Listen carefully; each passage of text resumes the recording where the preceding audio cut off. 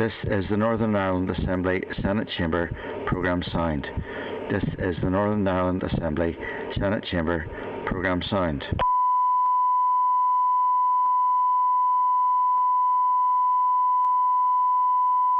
This is the Northern Ireland Assembly Senate Chamber Programme Sound. This is the Northern Ireland Assembly Senate Chamber Programme Sound.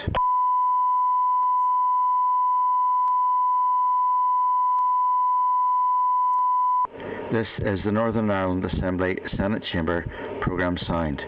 This is the Northern Ireland Assembly Senate Chamber Programme Sound.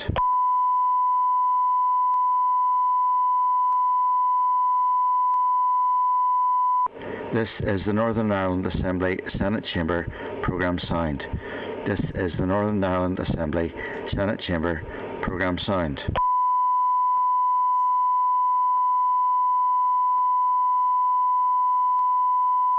This is the Northern Ireland Assembly Senate Chamber Programme Sound. This is the Northern Ireland Assembly Senate Chamber Programme Sound. This is the Northern Ireland Assembly Senate Chamber Programme Sound. This is the Northern Ireland Assembly Senate Chamber Programme Sound.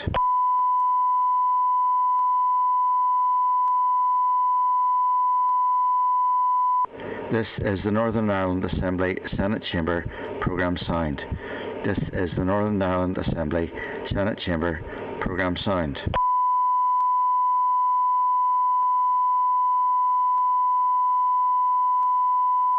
This is the Northern Ireland Assembly Senate Chamber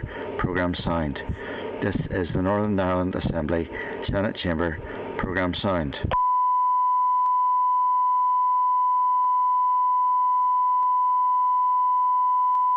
This is the Northern Ireland Assembly Senate Chamber Programme Sound. This is the Northern Ireland Assembly Senate Chamber Programme Sound.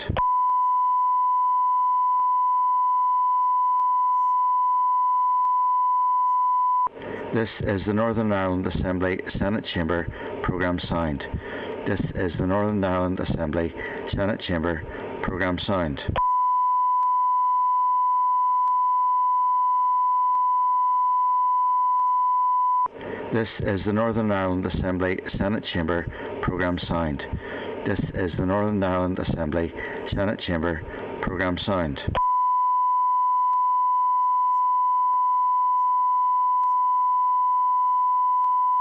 This is the Northern Ireland Assembly Senate Chamber Programme Sound. This is the Northern Ireland Assembly Senate Chamber Programme Sound. This is the Northern Ireland Assembly Senate Chamber Programme Sound. This is the Northern Ireland Assembly Senate Chamber Programme Sound.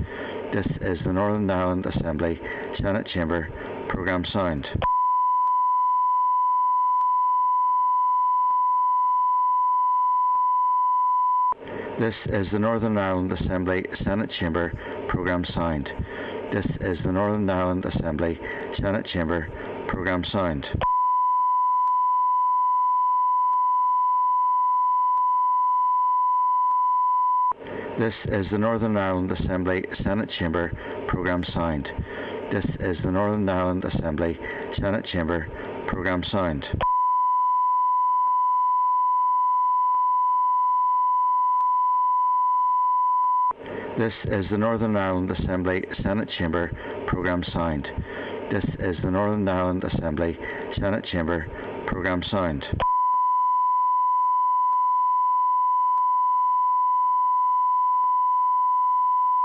This is the Northern Ireland Assembly Senate Chamber Programme Sound. This is the Northern Ireland Assembly Senate Chamber Programme Sound.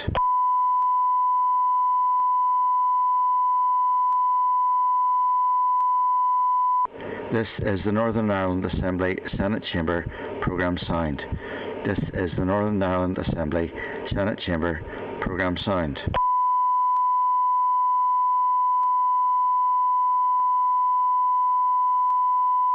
This is the Northern Ireland Assembly Senate Chamber Programme Sound. This is the Northern Ireland Assembly Senate Chamber Programme Sound.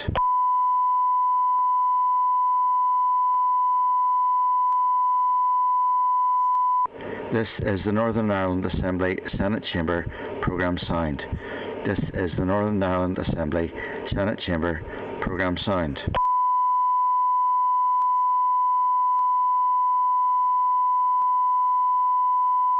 This is the Northern Ireland Assembly Senate Chamber Programme Sound. This is the Northern Ireland Assembly Senate Chamber Programme Sound.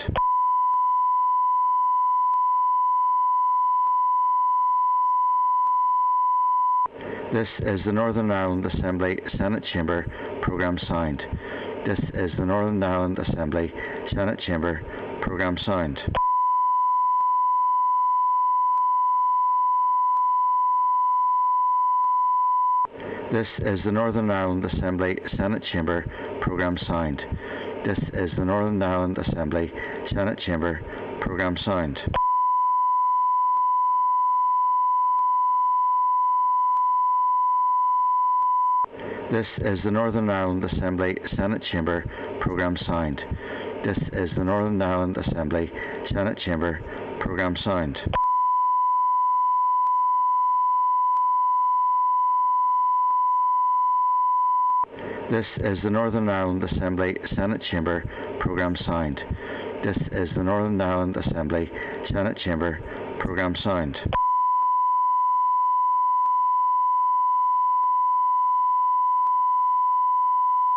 This is the Northern Ireland Assembly Senate Chamber Programme Sound. This is the Northern Ireland Assembly Senate Chamber Programme Sound.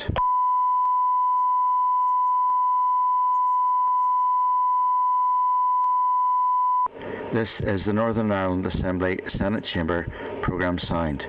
This is the Northern Ireland Assembly Senate Chamber Programme Sound.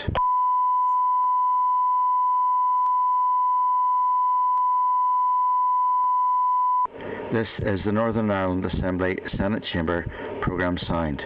This is the Northern Ireland Assembly Senate Chamber Programme Sound. This is the Northern Ireland Assembly Senate Chamber Programme Sound. This is the Northern Ireland Assembly Senate Chamber Programme Sound.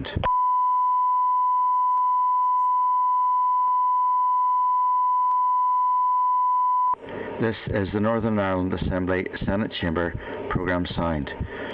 This is the Northern Ireland Assembly Senate Chamber Programme Sound.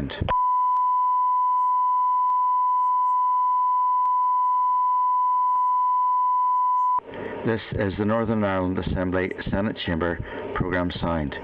This is the Northern Ireland Assembly Senate Chamber Programme Sound.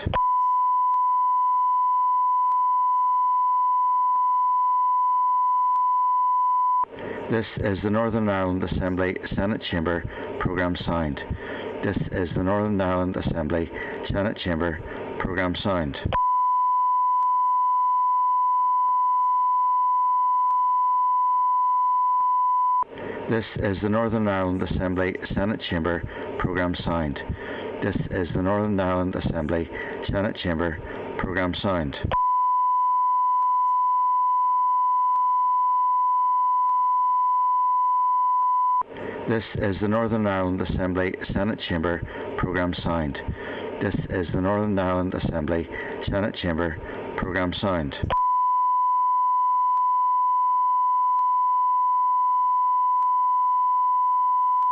This is the Northern Ireland Assembly Senate Chamber Programme Sound. This is the Northern Ireland Assembly Senate Chamber Programme Sound.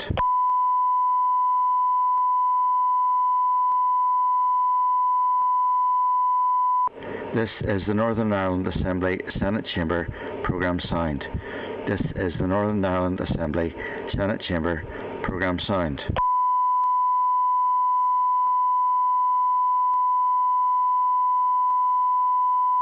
This is the Northern Ireland Assembly Senate Chamber Programme Sound. This is the Northern Ireland Assembly Senate Chamber Programme Sound.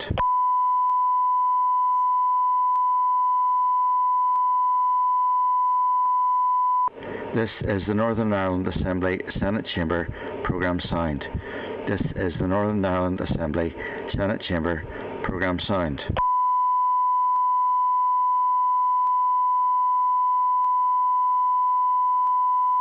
This is the Northern Ireland Assembly Senate Chamber Programme Sound.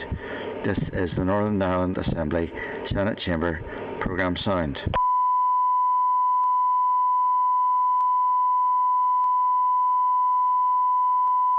This is the Northern Ireland Assembly Senate Chamber Programme Sound. This is the Northern Ireland Assembly Senate Chamber Programme Sound.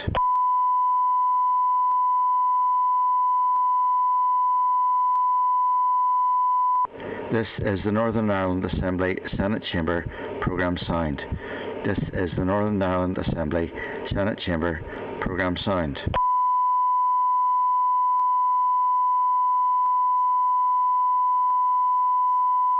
This is the Northern Ireland Assembly Senate Chamber Programme Sound. This is the Northern Ireland Assembly Senate Chamber Programme Sound.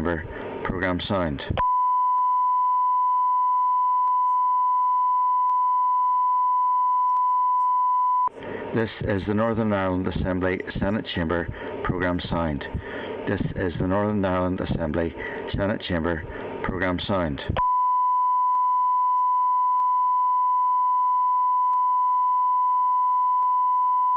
This is the Northern Ireland Assembly Senate Chamber Programme Sound. This is the Northern Ireland Assembly Senate Chamber Programme Sound.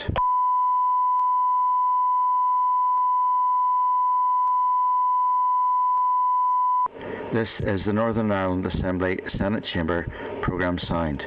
This is the Northern Ireland Assembly Senate Chamber Programme Sound.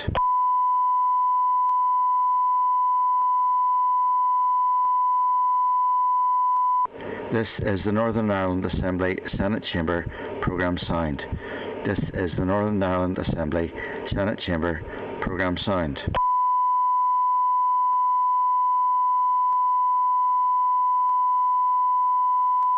This is the Northern Ireland Assembly Senate Chamber Programme Sound.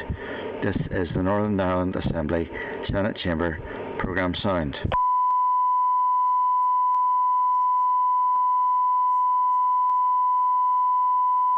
This is the Northern Ireland Assembly Senate Chamber Programme Sound. This is the Northern Ireland Assembly Senate Chamber Programme Sound.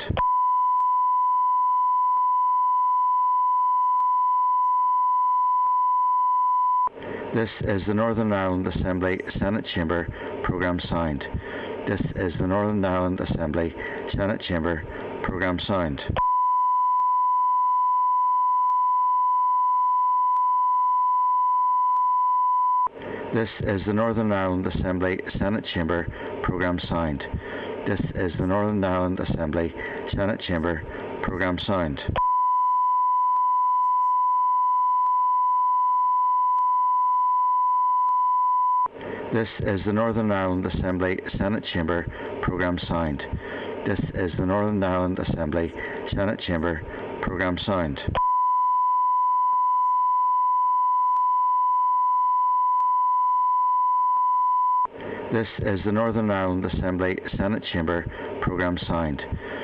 This is the Northern Ireland Assembly Senate Chamber Programme Sound. This is the Northern Ireland Assembly Senate Chamber Programme Sound.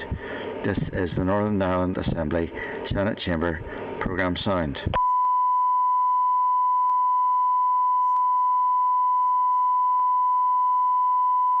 This is the Northern Ireland Assembly Senate Chamber Programme Sound. This is the Northern Ireland Assembly Senate Chamber Programme Sound.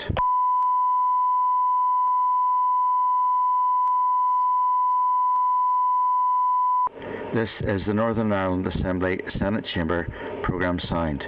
This is the Northern Ireland Assembly Senate Chamber Programme Sound.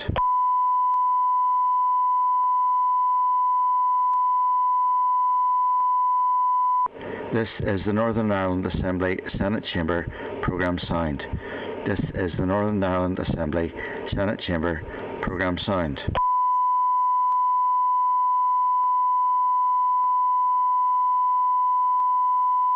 This is the Northern Ireland Assembly Senate Chamber Programme Sound. This is the Northern Ireland Assembly Senate Chamber Programme Sound.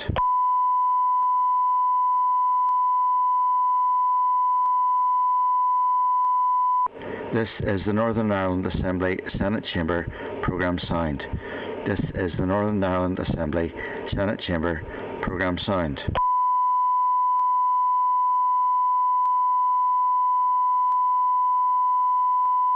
This is the Northern Ireland Assembly Senate Chamber Programme signed.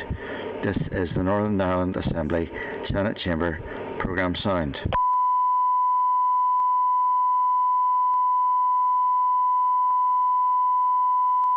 This is the Northern Ireland Assembly Senate Chamber Programme signed. This is the Northern Ireland Assembly Senate Chamber Programme signed.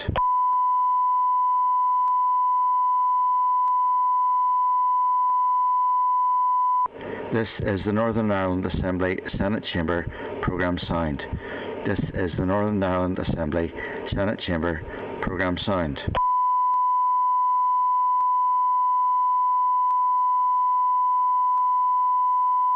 This is the Northern Ireland Assembly Senate Chamber Programme signed. This is the Northern Ireland Assembly Senate Chamber Programme signed.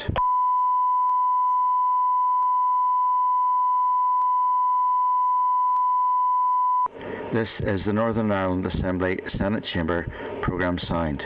This is the Northern Ireland Assembly Senate Chamber Programme signed.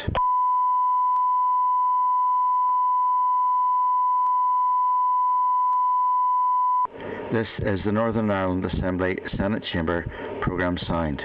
This is the Northern Ireland Assembly Senate Chamber Programme signed.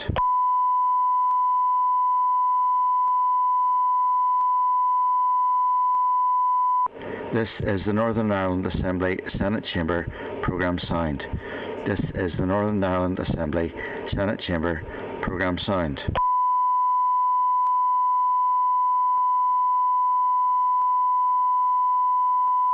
This is the Northern Ireland Assembly Senate Chamber Programme signed.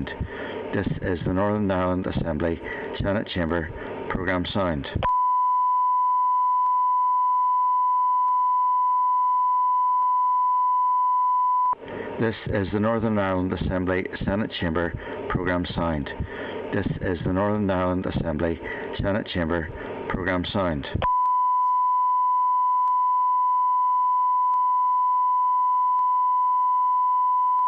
This is the Northern Ireland Assembly Senate Chamber Programme signed. This is the Northern Ireland Assembly Senate Chamber Programme signed.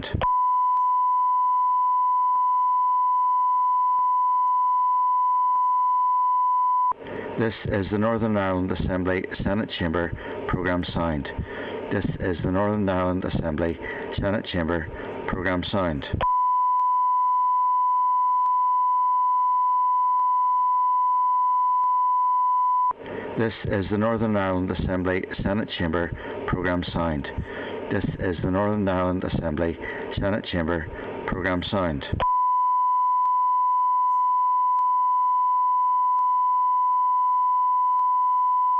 This is the Northern Ireland Assembly Senate Chamber Programme signed. This is the Northern Ireland Assembly Senate Chamber Programme signed. This is the Northern Ireland Assembly Senate Chamber Programme signed. This is the Northern Ireland Assembly Senate Chamber Programme signed.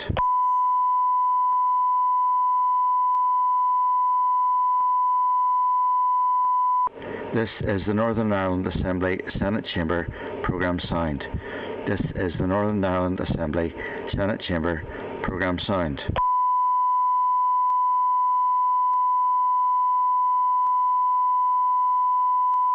This is the Northern Ireland Assembly Senate Chamber Programme signed. This is the Northern Ireland Assembly Senate Chamber Programme signed.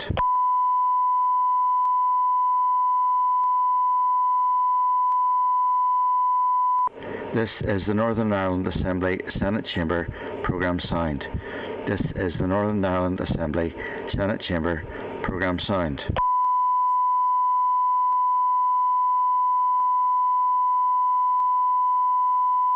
This is the Northern Ireland Assembly Senate Chamber Programme signed. This is the Northern Ireland Assembly Senate Chamber Programme signed.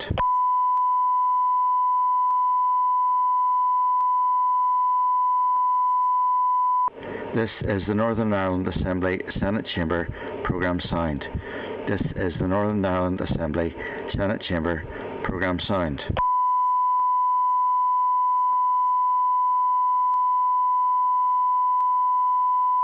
This is the Northern Ireland Assembly Senate Chamber Programme Sound. This is the Northern Ireland Assembly Senate Chamber Programme Sound.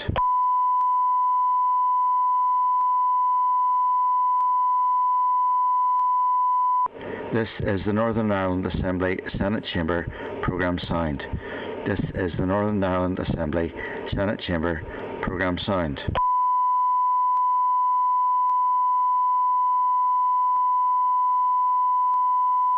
This is the Northern Ireland Assembly Senate Chamber Programme Sound. This is the Northern Ireland Assembly Senate Chamber Programme Sound.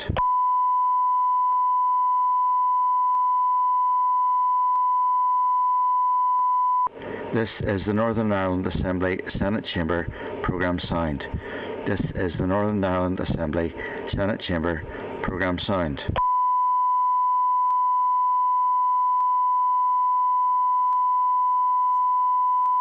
This is the Northern Ireland Assembly Senate Chamber Programme Sound. This is the Northern Ireland Assembly Senate Chamber Programme Sound.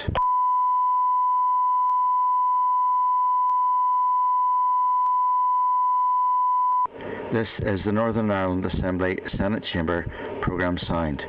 This is the Northern Ireland Assembly Senate Chamber Programme Sound.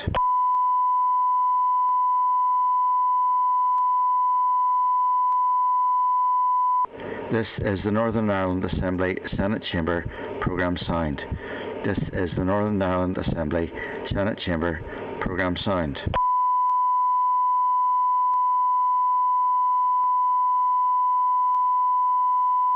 This is the Northern Ireland Assembly Senate Chamber Programme Sound. This is the Northern Ireland Assembly Senate Chamber Programme Sound.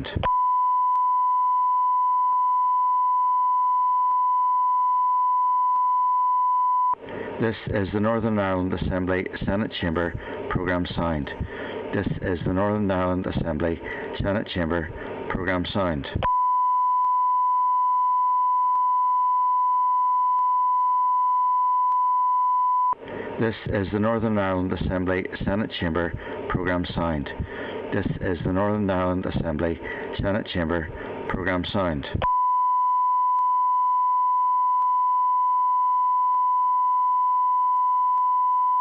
This is the Northern Ireland Assembly Senate Chamber Programme Sound. This is the Northern Ireland Assembly Senate Chamber Programme Sound. This is the Northern Ireland Assembly Senate Chamber Programme Sound. This is the Northern Ireland Assembly Senate Chamber Programme Sound.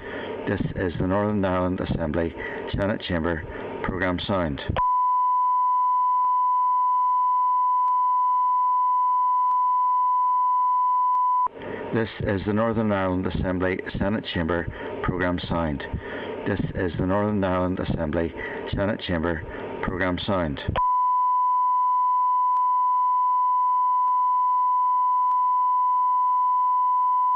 This is the Northern Ireland Assembly Senate Chamber Programme Sound. This is the Northern Ireland Assembly Senate Chamber Programme Sound.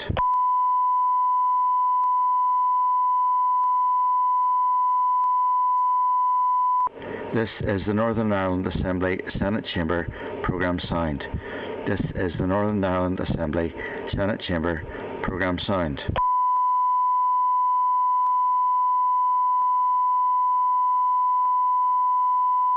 This is the Northern Ireland Assembly Senate Chamber Programme Sound. This is the Northern Ireland Assembly Senate Chamber Programme Sound.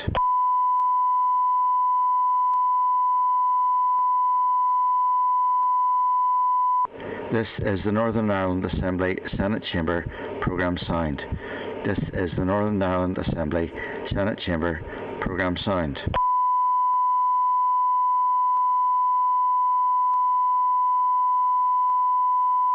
This is the Northern Ireland Assembly Senate Chamber Programme Sound. This is the Northern Ireland Assembly Senate Chamber Programme Sound.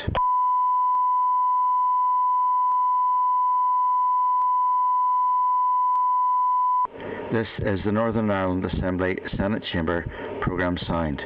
This is the Northern Ireland Assembly Senate Chamber Programme Sound.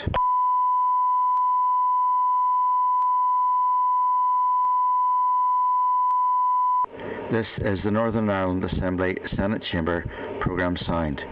This is the Northern Ireland Assembly Senate Chamber Programme Sound.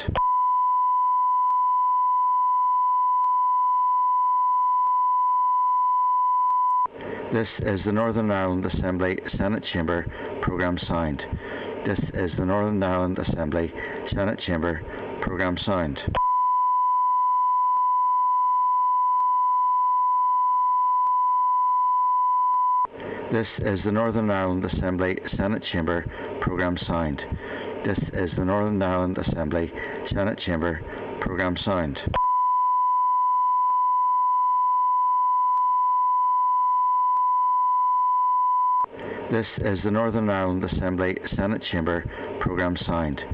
This is the Northern Ireland Assembly Senate Chamber Programme Sound. This is the Northern Ireland Assembly Senate Chamber Programme Sound. This is the Northern Ireland Assembly Senate Chamber Programme Sound.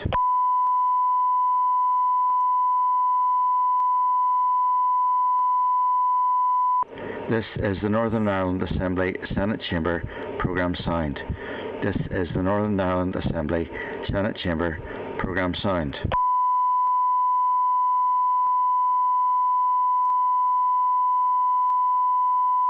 This is the Northern Ireland Assembly Senate Chamber Programme Sound.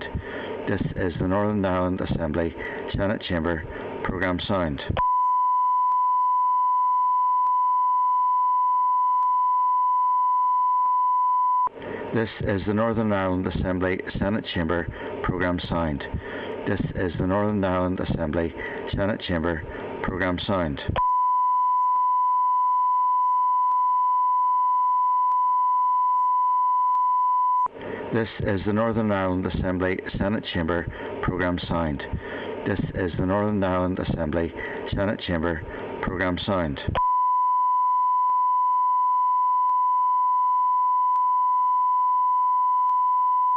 This is the Northern Ireland Assembly Senate Chamber Programme Sound. This is the Northern Ireland Assembly Senate Chamber Programme Sound. This is the Northern Ireland Assembly Senate Chamber Programme Sound. This is the Northern Ireland Assembly Senate Chamber Programme Sound.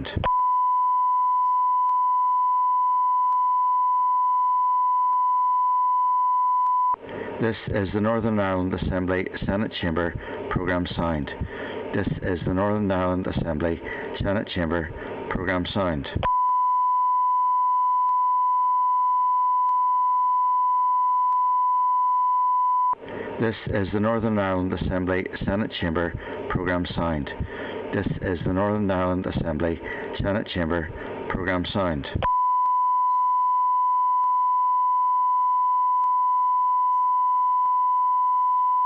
This is the Northern Ireland Assembly Senate Chamber Programme Sound. This is the Northern Ireland Assembly Senate Chamber Programme Sound.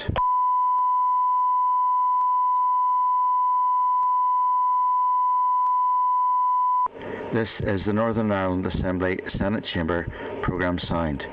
This is the Northern Ireland Assembly Senate Chamber Programme Sound.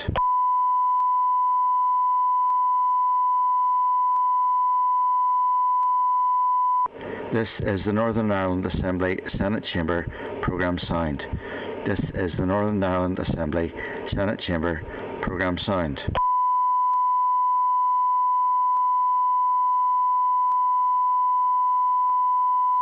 This is the Northern Ireland Assembly Senate Chamber Programme Sound.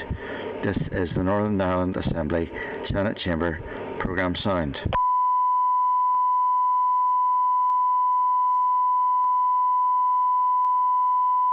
This is the Northern Ireland Assembly Senate Chamber Programme Sound.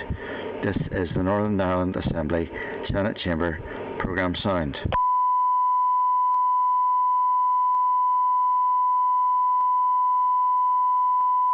This is the Northern Ireland Assembly Senate Chamber programme signed.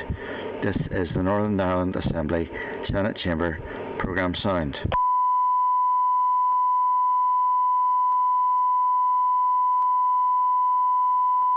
This is the Northern Ireland Assembly Senate Chamber programme signed. This is the Northern Ireland Assembly Senate Chamber programme signed.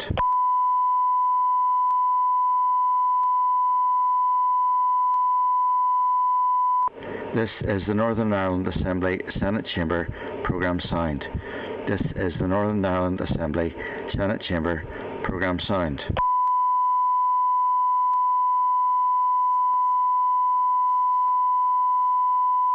This is the Northern Ireland Assembly Senate Chamber programme signed.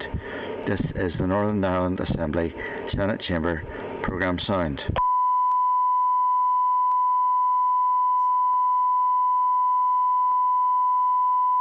This is the Northern Ireland Assembly Senate Chamber programme signed.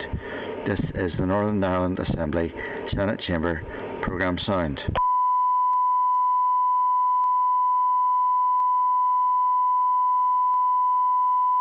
This is the Northern Ireland Assembly Senate Chamber programme signed. This is the Northern Ireland Assembly Senate Chamber programme signed.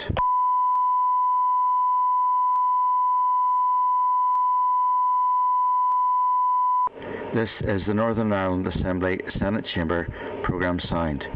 This is the Northern Ireland Assembly Senate Chamber programme signed.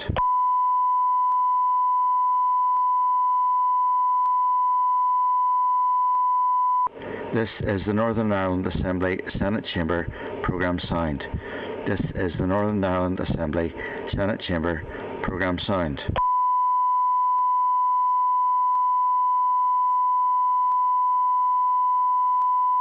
This is the Northern Ireland Assembly Senate Chamber programme signed. This is the Northern Ireland Assembly Senate Chamber programme signed.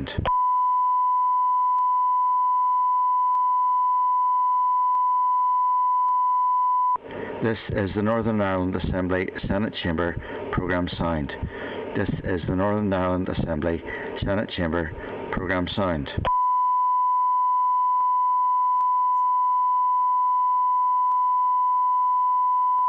This is the Northern Ireland Assembly Senate Chamber programme signed. This is the Northern Ireland Assembly Senate Chamber programme signed.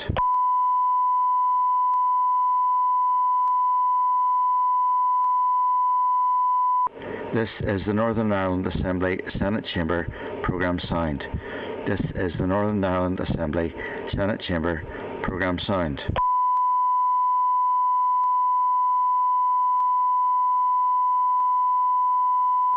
This is the Northern Ireland Assembly Senate Chamber programme signed. This is the Northern Ireland Assembly Senate Chamber programme signed.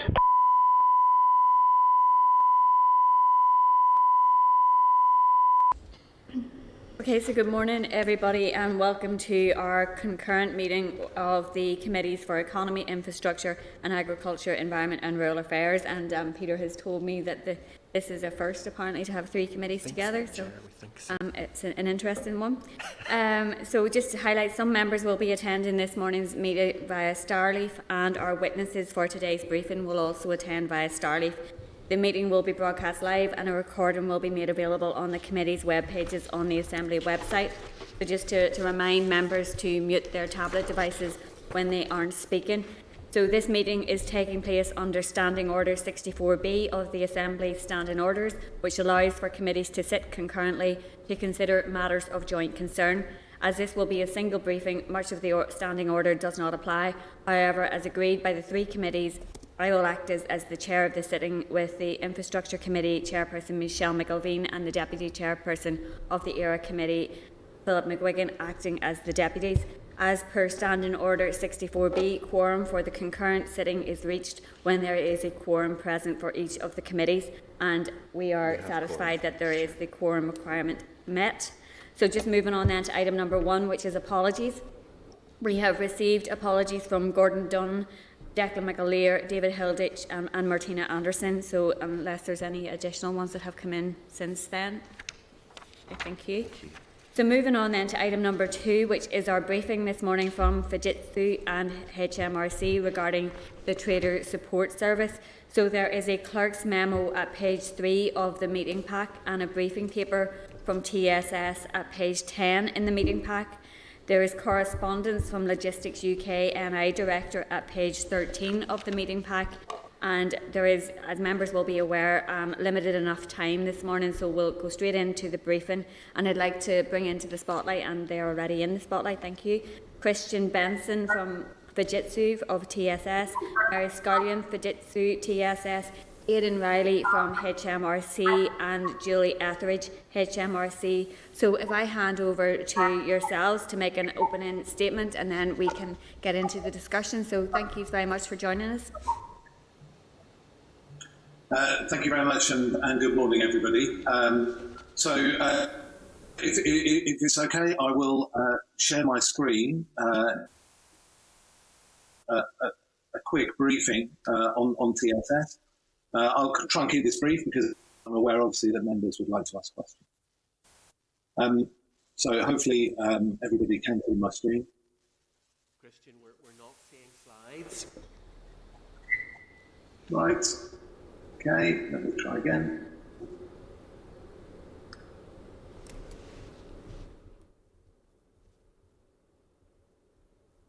Can you see this? We're good now, yeah. Okay, fantastic. Thank you very much. Okay, so I'm Christian Benson, the Plant Managing Director for HMRC within Fujitsu, and the Senior Responsible Owner for the Trader Support Service. I'm joined by Mary Scullion, Head of Delivery for the Trader Support Service from Fujitsu, Julie Etheridge, Delivery Director for HMRC and the SRO for the Trader Support Service, and Aidan Reilly, board in HMRC. So just a quick background on TSS. It was set up at pace, built and rolled out in 3 months. All of that obviously under COVID restrictions. The procurement process began in August, and the contract was awarded to the TSS consortium mid-September. The consortium includes Fujitsu as prime, McKinsey, IORI UK, the Institute for Export and International Trade, and HGS, or Hinduja Global Systems. The programme was launched on the 28th of September, so very shortly after contract award, with the go-live of the Northern Ireland Customs and Trade Academy website, providing education. There are over 1,000 people working on the programme to deliver TSS. In terms of preparedness and education, this has been a very large part of the service that we have provided. We continue to provide. So we have hosted over 150 engagements so far with businesses and trade on one basis, and in addition, over 75 seminars reaching approximately 3,500 organisations and individuals. And you can see in front of you a selection of organisations that we have engaged with, and just out of interest, we are engaged with, or have engaged with, ACETA, with the Belfast City Council, with the British Retail Consortium NI in UK, and with the International Meat Traders Association.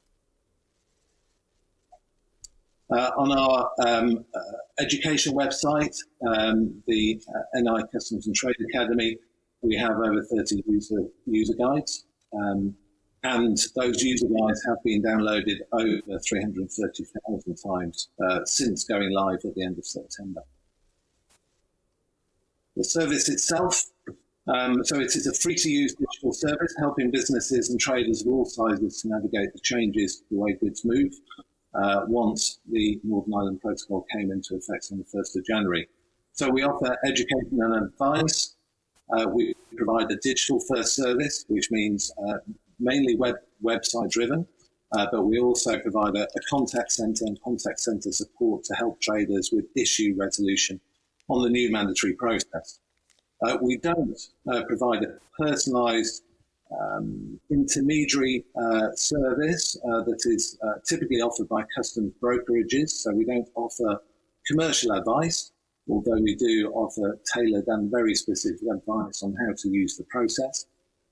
We don't replace the services offered by the existing intermediary market, or nor do we raise non-standard documentation. So, for example, health certificates and other licenses, very much focused on the HMRC customs process, though we do offer advice across the full range of customs processes that need to be followed by traders. The process itself is illustrated on this slide. We have made every effort to simplify this process as far as possible. So it consists of one-off registration, so the traders register with the service on the platform, and so far over 36,000 traders have done that. They submit the shipment information to TSS. We provide the carrier with an entry summary declaration and automatically process a simplified frontier declaration on behalf of the trader. We interface with HMRC systems who provide the approval to move. The shipment arrives, and then the trader provides additional shipment information to complete the supplementary declaration. The trader also needs to maintain evidence and pay duties as required by HMRC. So as I said, we now have over 36,000 registered traders. That was against original estimates of 24,000, so far more than we originally anticipated.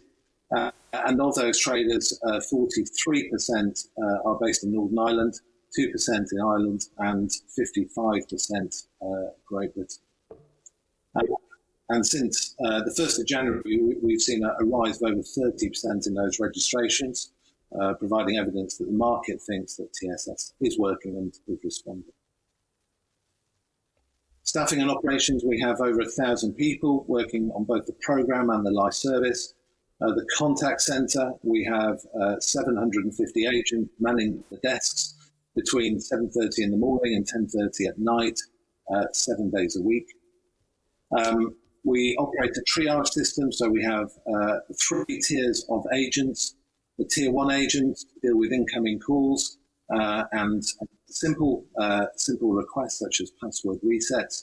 The tier 2 agents make up the majority of the agents in the call centre.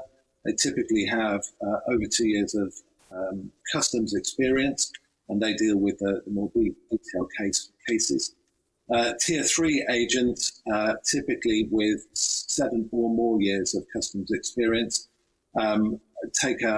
deal with the more complex cases and take a very hands-on and personalised approach with traders to help them solve their problems. We are constantly upskilling our agent base with weekly training and knowledge sharing between all those 3 tiers of agents. In terms of metrics, you can see some numbers there on the left-hand side. We offer the free support and advice to traders in managing legally required customs declarations. TSS has so far processed and enabled the movement of over 330,000 consignments since the 1st of January. It is a digital-first service, so 90% of queries are raised online. And we see TSS users actively engaging with the training and the training materials. So nearly 200,000 visits to the NICTA Academy and over 300,000 training guides downloaded.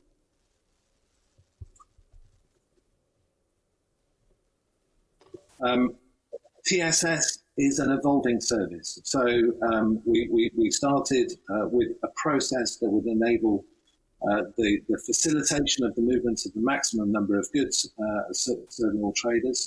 So we started with the most simplified and commonly used process, but over time this service is evolving.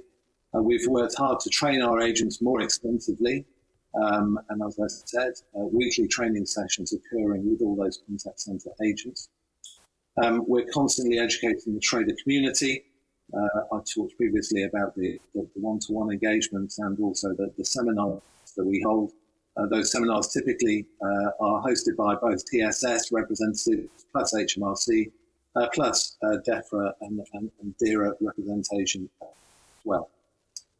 It's important to say that we are not complacent. We recognise there is still work to do, and we continue to work on releasing more functionality and enhance our service to support the trading communities of Great Britain and Northern Ireland.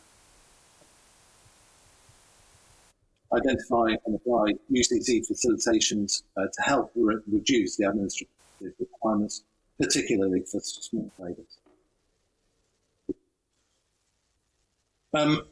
Some examples here of how we have responded to the market.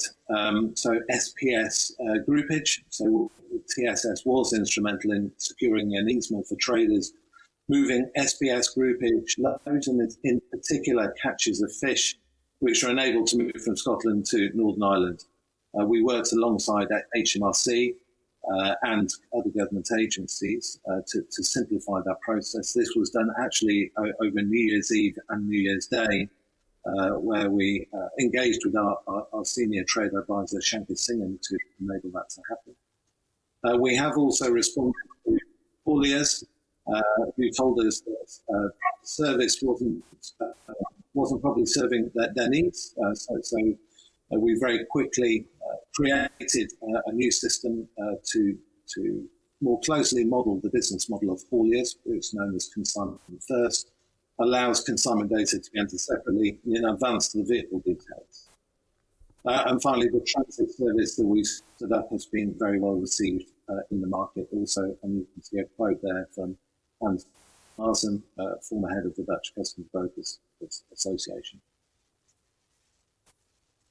In terms of user experience, we've helped businesses of all sizes adapt to the new requirements and continue to trade. You can see some examples in front of you from Tata Steel, needing to move 200 tons of steel, the major energy and electricity provider into Northern Ireland. So we stood up some agents to help specifically process the paperwork, and they do this now on an ongoing monthly basis. And then also some other examples of smaller businesses that we're helping, and we've received very positive feedback from those businesses.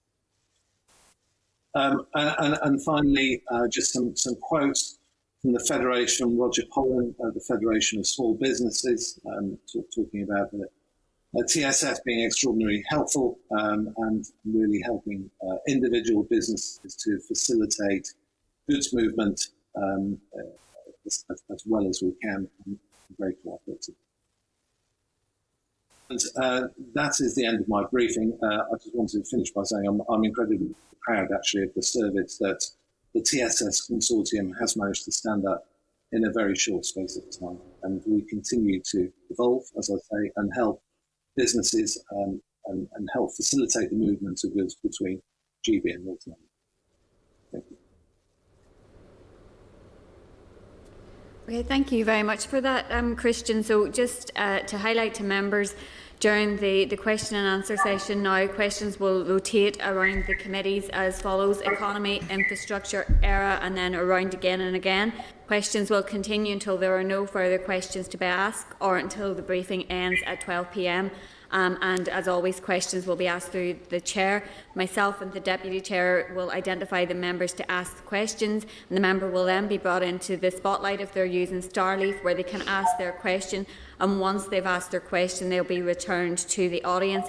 Each committee has determined the order in which members will be called, and just to ensure the maximum number of members get to ask a question, members shouldn't make any long preambles or statements before their questions, and there won't be an opportunity to ask an immediate supplementary following your initial question.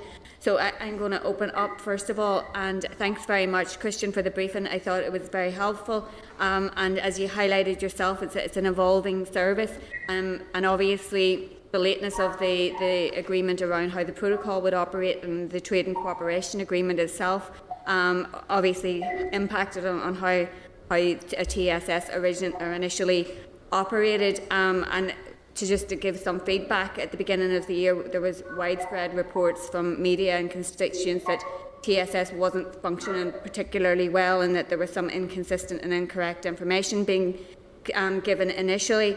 And I was just wanting to get your feedback on that, and if that is actually correct, is that a correct reflection, and what has been learnt since the beginning of January, and what has been done to be more responsive to the needs of businesses. And you mentioned specifically that you don't provide bespoke information, but is there further work being done to perhaps be able to be that bit more responsive to individual businesses? Thank you. Okay, thank you. So yes, as when the service was stood up, obviously we were very conscious of the need to serve businesses who haven't had to do this before, and despite we trained our contact centre agents all the way, since they were recruited and all the way through the back end of last year. We continue to improve that training. We continue to provide training on a weekly basis, as I said, to all of those agents. And what we see actually is a gradual improvement in the way that those calls are being answered and that businesses are being served. So I'm confident that actually with the training in place, with the experience we've now gained, and with the triage and system we have in place, and the different tiers of agents, that we have a gradually improving service and more experienced users providing a better service to traders. To your question around the personalised service, so yes, we don't offer a commercial service as typical customs agents or intermediaries would, but we do actually. We call traders where we see they're having problems. We provide through our tier 3 agents very sector-specific advice as well, and we have various examples of businesses providing very positive feedback on the service they're providing. And we're also proactively reaching out and calling businesses. So on Tuesday, for example, we made from the contact centre over 10,000 outbound calls to registered businesses to help them through the process where we thought that they may be stuck or they needed assistance. So we're proactively reaching out as well as taking those calls into the contact centre. I think, is it Mary? If I may, I'd like to build on some of the points that Christian has made. In terms of the training of the various tiers of the agents, as Christian has said, we're constantly evolving that training and improving on it. But what we have built in is a complete feedback loop, if you like. So we have a stakeholder engagement team that operate with the trade associations that Christian has mentioned, one-to-one with specific businesses who need specific advice about how they get through the process. But in those engagements, what we do is we collect the feedback we have, we identify common problems, and we are evolving our training on that basis. So we've developed over 750 knowledge articles for our contact centre agents based on those engagements that help them to answer the questions that we know or exist out there in the marketplace. So we have a complete feedback loop, if you like, in trying to develop that training and to improve.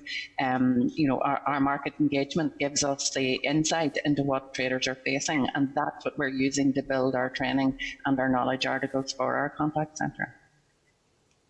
Thank you very much. And I suppose just to reflect that we have had feedback that that you are very willing to listen to feedback, so that's useful as well. So thank you for that response.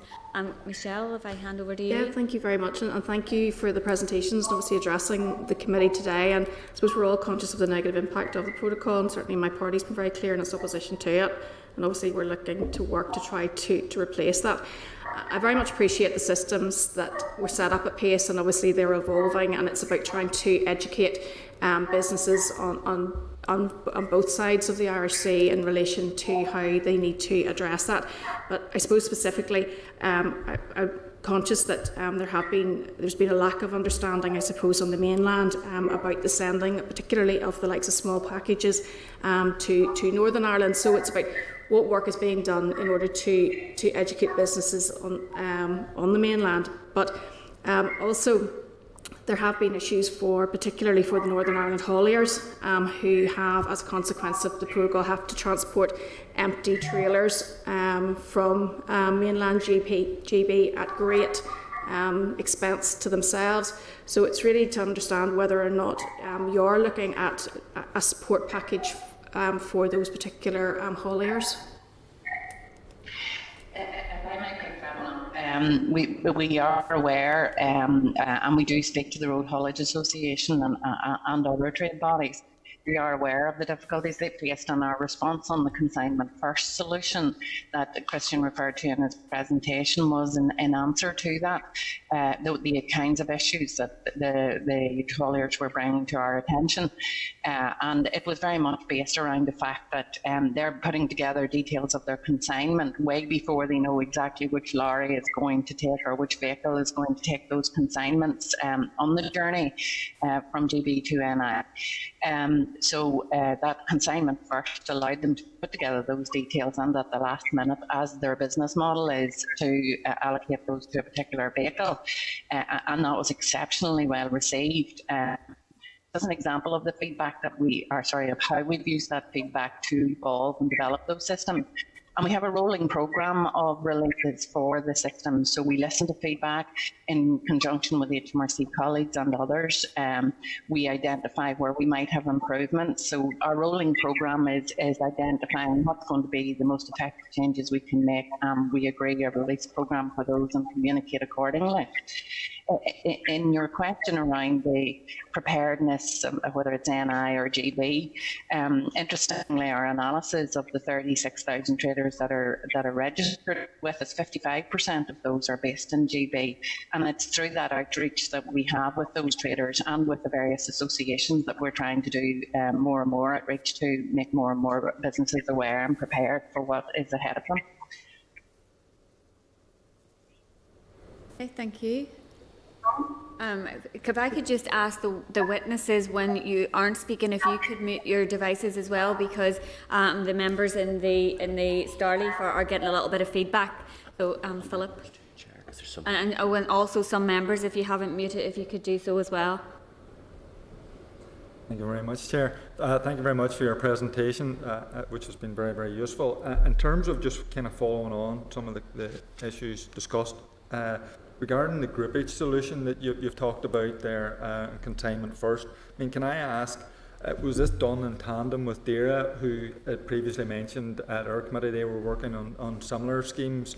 And then following on from that, more generally speaking, in terms of evolving, enhancing the service that you've talked about, what interactions or what level of interactions are you having with DAERA and DEFRA generally in coordinating checks and documentation relating to agri-food and SPS? And then just, how are you working around the uncertainty of, I suppose, the British government's unilateral extension period moves as well?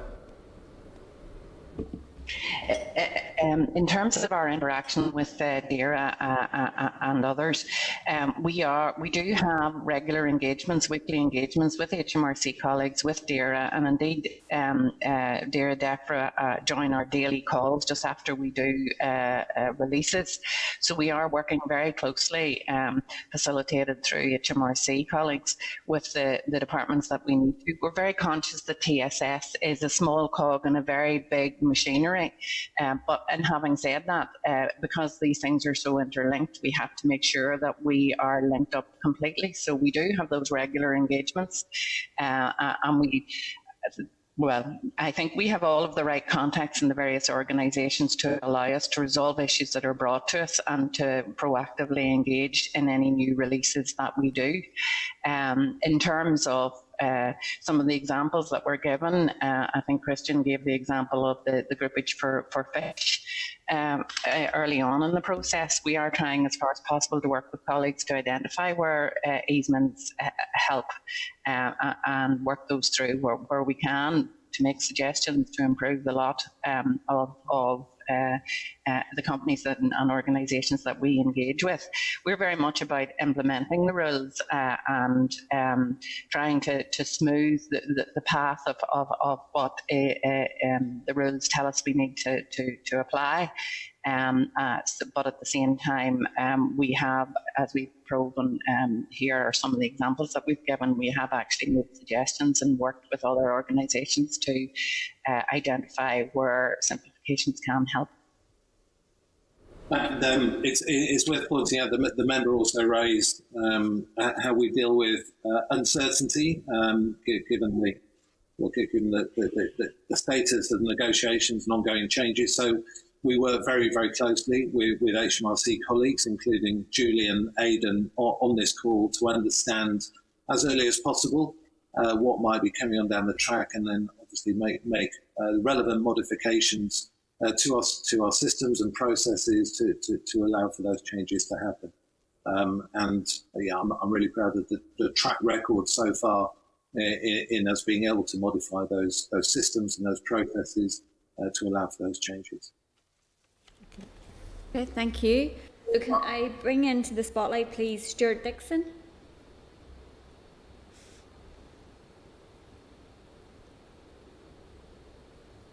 Thank you, Chair, and thank everybody for the presentation which we've had so far.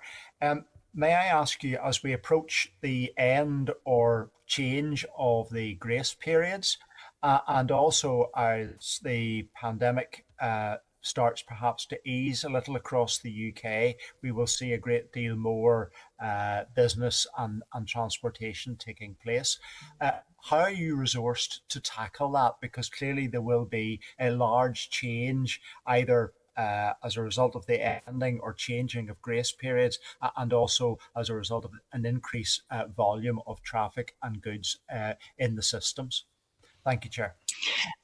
As Christian has already alluded to, we have about 1,000 people working on this. We have 750 agents, and based on the analysis that we are doing to date, I mean, our calls are answered within around 6 seconds on average, and we have processed, as Christian said, supported 330,000 consignments moving. We believe that we are in a position. We've seen all sorts of humps every time we do a new release, or every time a new process has to be followed. For example, in recent times, we've made live the supplementary declaration process. So we do see peaks and troughs, but even at that, we are still well able to actively respond and quickly respond to the requests that we have, to the extent that, I mean, we have been able to do 38,000 odd outbound calls in addition to processing the 30,000 inbound calls.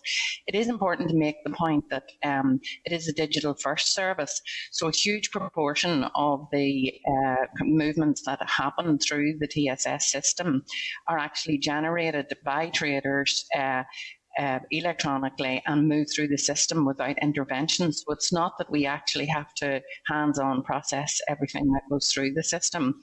Our hands-on activity is around identifying perhaps where some traders seem to be having problems and contacting them, doing the outbound calling, and also then responding to the queries that come into us either digitally or by telephone.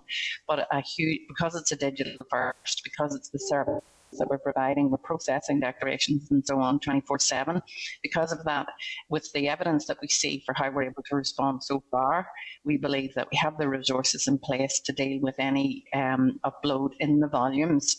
Obviously, we size to millions of declarations. We're not seeing those yet, but we believe we're well placed to actually cover them all whenever we do see those peaks. Thank you. Michelle? Keith Buchanan. Can we bring Keith into the spotlight?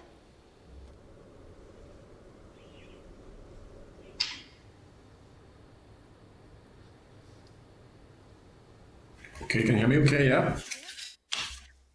Okay, thank you, Mary and Christian, for your information so far. My question relates to your 36,000 registered businesses. 43% is you referred to Northern Ireland, 2% in ROI, and 55% in GB.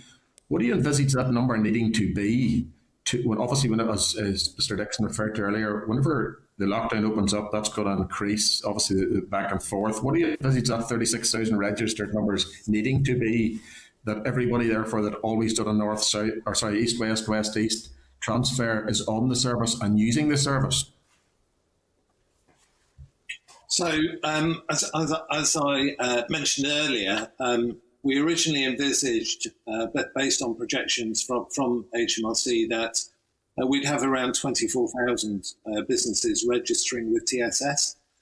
In actual fact, as we said, we have 36,000, and a significant number of those have registered since the beginning of the year. So it is difficult to say with any confidence how many more are likely to need to register. But I would hope that we have the vast majority of businesses who need to register already registered on the system. And that has been, that level of registrations has been achieved with a significant amount of education, outreach and publicity that's been done by TSS and by HMRC and by the government. And you will have seen various TV campaigns and social media outreach. We use LinkedIn, Facebook to reach as many traders as possible. And towards the end of last year, we did a very focused campaign to reach out proactively to all traders that we knew were conducting business between GB and Northern Ireland, and we saw a significant uptick in the number of registrations based on that outbound calling.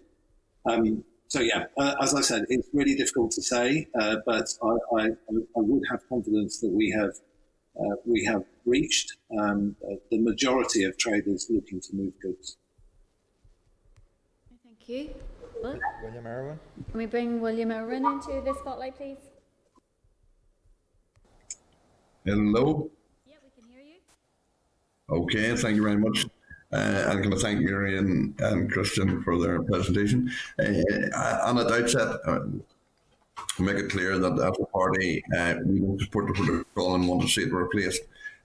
Given and it has been touched on by a previous speaker, given that the current grace period, there are difficulties, and I have some businesses complaining about supplementary declarations, but given that the grace period at some stage will end, we have been told by our Chief Vet in Northern Ireland that the declarations will increase tenfold to possibly up to 30,000 per day.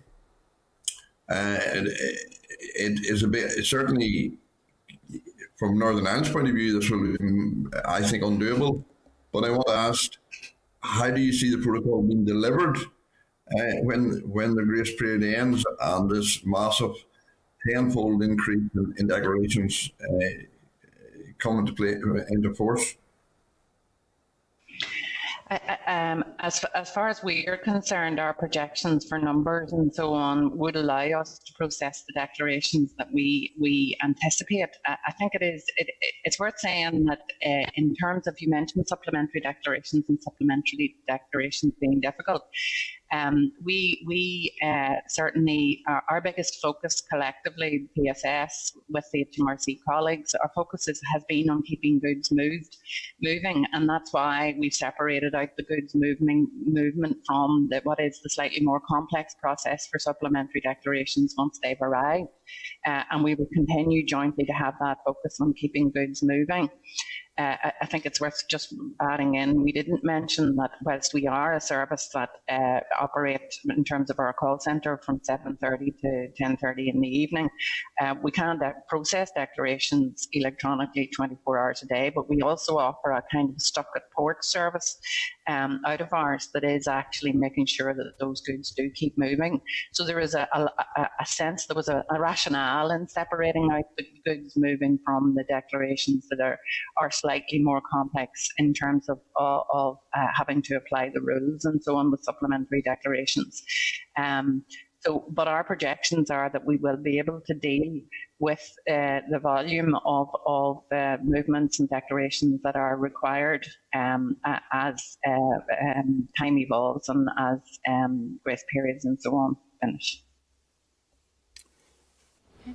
Can I just make one point? It's Aidan Reilly here. I'm the Director of Customs and Border Design in HMRC. Just on the grace periods, I think the member was referencing the agree kind of check grace periods. They don't have a direct impact on the amount of declarations that traders need to make for the customs purposes. Although there might be kind of extra data fields that needed on those declarations, depending upon what the kind of the final situation is with regard to those checks. So just to be clear, the declaration numbers in respect to customs should continue as is, wherever we end up getting to with regard to the final kind of position with regard to agri checks. Thank you. Thank you. Can we bring Gary Middleton into the spotlight, please?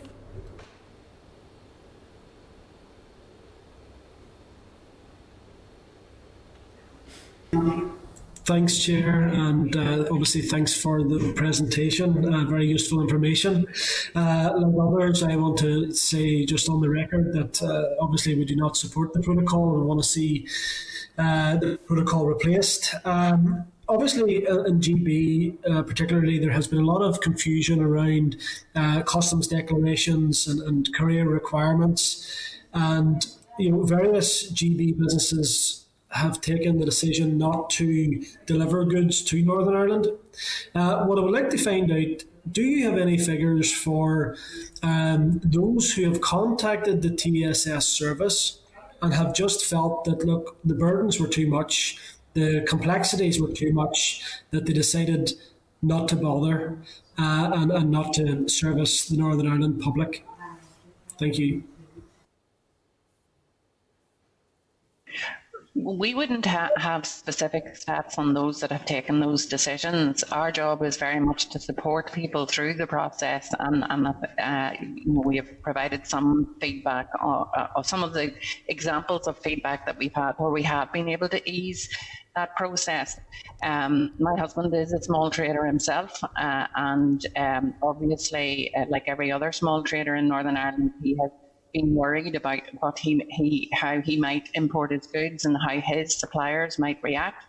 And so far, he has used the trader support service very effectively to work with his suppliers in GB to bring goods into Northern Ireland for his business. I'm not quite sure in my own mind how he would have done that without the help of the likes of the trader support service. So we do very much feel that our job is about making it easier and simpler for businesses to move those goods from GB to Northern Ireland, both from the perspective of the trader in GB who's supplying the goods and businesses like my husband's in Northern Ireland who are trying to bring the goods in.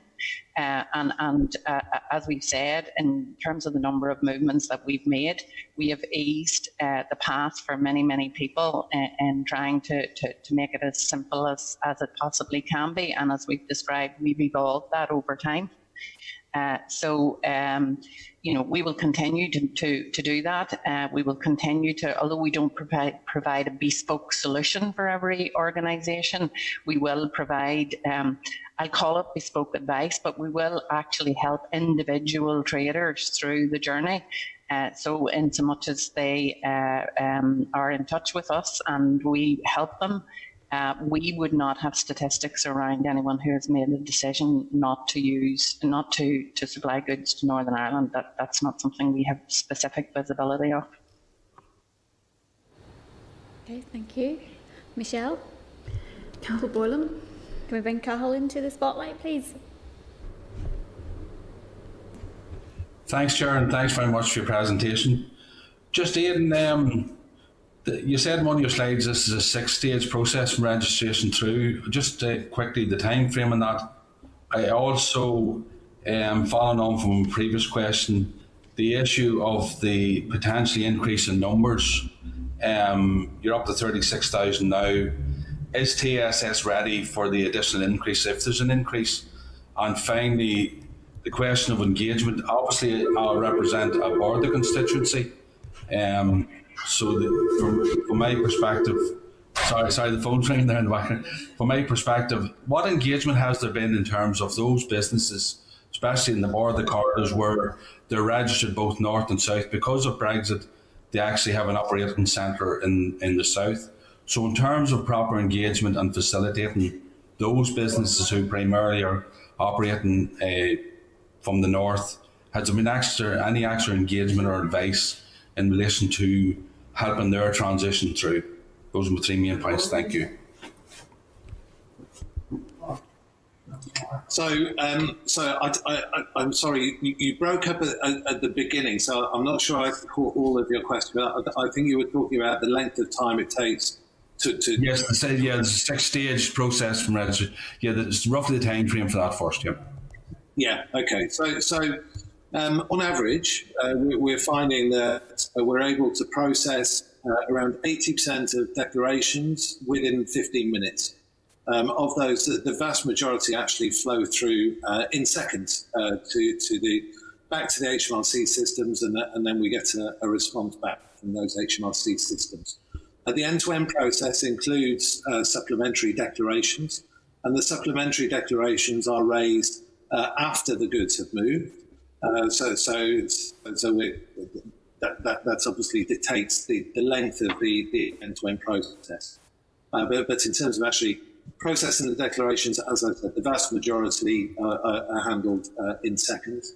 As to the increase in numbers and volumes, I'll go back to Mary's point. So we're very confident that we are resourced within the contact centre to deal with the increase in volumes that we anticipate, and also that the technology solution that we've provided is also sized appropriately to deal with large numbers of large volumes of declarations. So in excess of what we're doing now, we're very confident that will continue to be the case. And so far, the system has been available 100% of the time. So it hasn't gone down since January the 1st at all, no outages, and we're confident that will continue to be the case. As to your point around engagement with businesses, both north and south of the border, obviously our focus has been on engaging with Northern Ireland businesses and GB businesses, moving goods east to west and vice versa.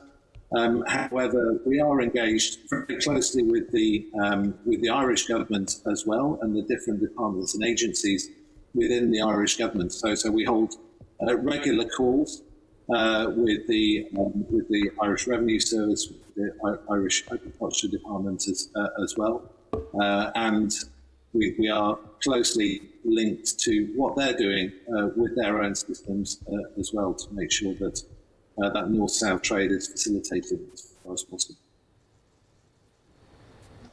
Thank you, Philip. Can we bring Patsy Mclaughlin into the spotlight, please?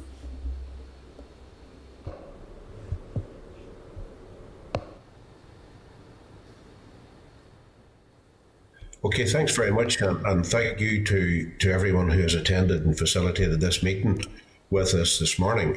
To get back to the issue, and it's probably more a question for yourself, Aidan, there at HMRC, it's in relation to the supplementary declarations, and many businesses have already made those supplementary declarations, and they're flagging up quite high notional tariff in the event. So what I'm trying to get a handle on, we're all into new territory. I want to get a handle on how HMRC is working with those businesses to assure the proper application of the appropriate waivers and to minimise and in fact maybe zeroise any tax, any liabilities that would ensue as a result. Thank you very much. So you make a very good point. There's a number of different routes to kind of avoiding tariffs on goods in the GB&I movement. As you mentioned, there's a waiver scheme for small kind of de minimis amounts under 200,000 over 3-year movements can look at the de minimis stage 8 waiver scheme. There's the UK trader scheme where traders can declare their goods not at risk. or there is also if they meet the rules of origin requirements under the trade agreement. So what we are really looking to do, working with TSS, to try and make sure the traders understand those choices and are directed as far as possible to what looks like the best choice for their circumstances. And TSS are looking to make, and I'm sure colleagues want to come in on this in a second, kind of improvements to the portal to make sure that traders are don't kind of inadvertently miss the opportunity to make that the right claim when they're actually completing their supplementary declarations through the process. So we're looking to kind of make sure we can target those traders who with the best choice available to them, and make sure through the TSS process that they do make those choices to ensure they don't pay tariffs where they shouldn't do so. Thank you. And I don't know whether Mary or Christian wants to come in on that on the TSS side. I think the pack includes, if it doesn't, I can describe it, but there are examples of where we've actually talked and helped organisations through that very process. Alliance Flooring distribution at one point in the, can't remember whether it was early on in the process or more recently, they wanted to make sure that they were able to avail of any zero tariffs that were available to them under the trade agreement. And we were able to work through them to make sure that they were able to use preferential duty codes that ensured that they didn't incur tariffs.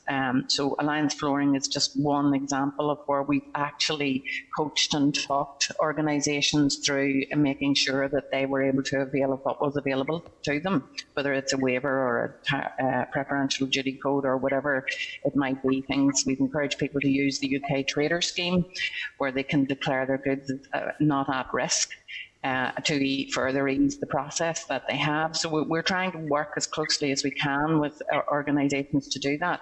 And I suppose that's what I mean when I talk about bespoke advice as opposed to bespoke solutions, where we actually do work with those organisations to try and see what's best for them, to help them work out what's best for them.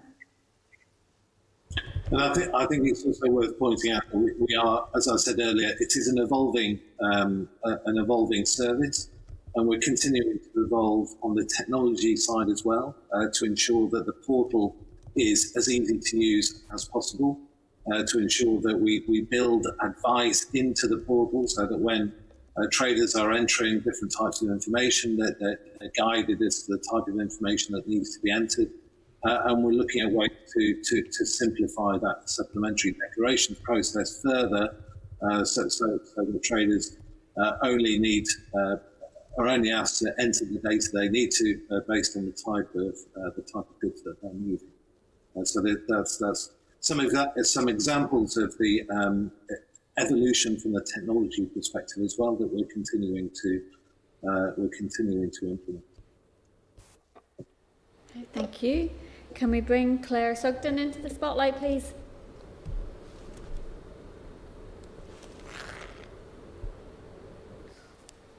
Sorry, thank you, Chair. Good morning, everyone. Is there some mechanism which would be able to capture or support new businesses, who maybe haven't yet traded east-west, west-east, but are exploring their options and are wanting to access your service to know what that looks like and if there's an opportunity there? Without a doubt, we'd encourage anyone who has queries to register with us as a service. Registering with us doesn't necessarily mean you're going to do all your declarations through us, but by registering with us, you've access to all of the materials. The Northern Ireland Customs Training Academy have produced a lot of our materials and have extensive experience in this area. And the 330,000 downloads that Christian referred to in his presentation are people doing just that, looking to see what is it they need to do, how could they go about things, and so on. So registering for the service isn't necessarily a declaration that says I'm going to use this service.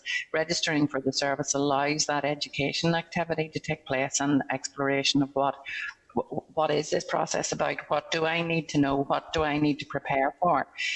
So we would encourage people to register for the service so that they have access to all of that material, and clearly they can raise queries with us as well so that we can answer some of the questions that perhaps are unanswered.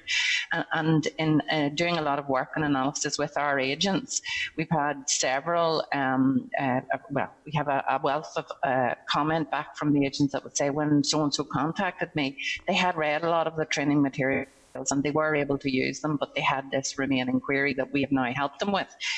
So the evidence would suggest that a lot of people are finding the material very easy to use. It navigates for them what is obviously a pretty complex area and by its very nature, but that the materials are helping them to understand and to navigate through the process. Thank you. Michelle? Roy Beggs. Can we bring Roy Beggs into the spotlight, please? Good morning again. Thanks for your gather a picture and give feedback for yourself. From the outset, again, I would wish to highlight that I consider the Northern Ireland Protocol to be a huge burden on trade, East-West in particular, and would seek its removal. That being said, I would pass on appreciation for the efforts of the Trading Support Service, because I am picking up positive comments from industry for your efforts in trying to overcome some of those burdens. But nevertheless, there are huge burdens remaining. Companies are now being asked about the supplementary declarations. That's another level that they're just starting to see. In particular, there's concern about groupage, which could have resulted in lorries with 3,000 parcels having to be individually information inputted in, air freight, perhaps 8,000 packages in a single cargo, adding considerable costs. And yet I understand there's no facility to upload via spreadsheets, which would improve efficiency for everybody. Again, there's the customer declaration support. There's no, I understand there's to be a super reduced data set, which hasn't been finalised, hasn't been published. There's no time for training. And then the last point I've made about the bureaucracy, so I'm picking up from some companies that they tender internally within their groups for work within the UK. And all these additional bureaucracies are adding to their costs, making them uncompetitive and creating uncertainty on their future.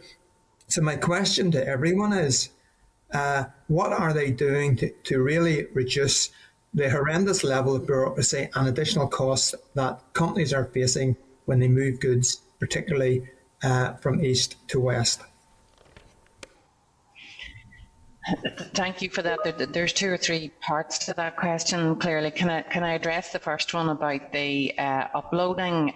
We are shortly releasing our bulk upload for supplementary declarations, which should hopefully address that very first point around can we not upload? It's not spreadsheets per se, but it is to overcome the problem of having to individually put in every supplementary declaration singly. And what it is a mechanism where you can bulk upload them and then they are processed singly, obviously, but it is easing the burden. We did this bulk upload whenever we were doing entry summaries and SFDs in the early stages when we went live at first, and typically the bulk upload functionality follows shortly on from the portal functionality. So the good news is the bulk upload is imminent. The specification for that was published some time ago. I can't remember exactly when, but I think it was mid to late February. So that specification was published some time ago as to how, and the how-to guide and how to use that bulk upload functionality is without a doubt available on the NICTA website. The guide, and the specification itself.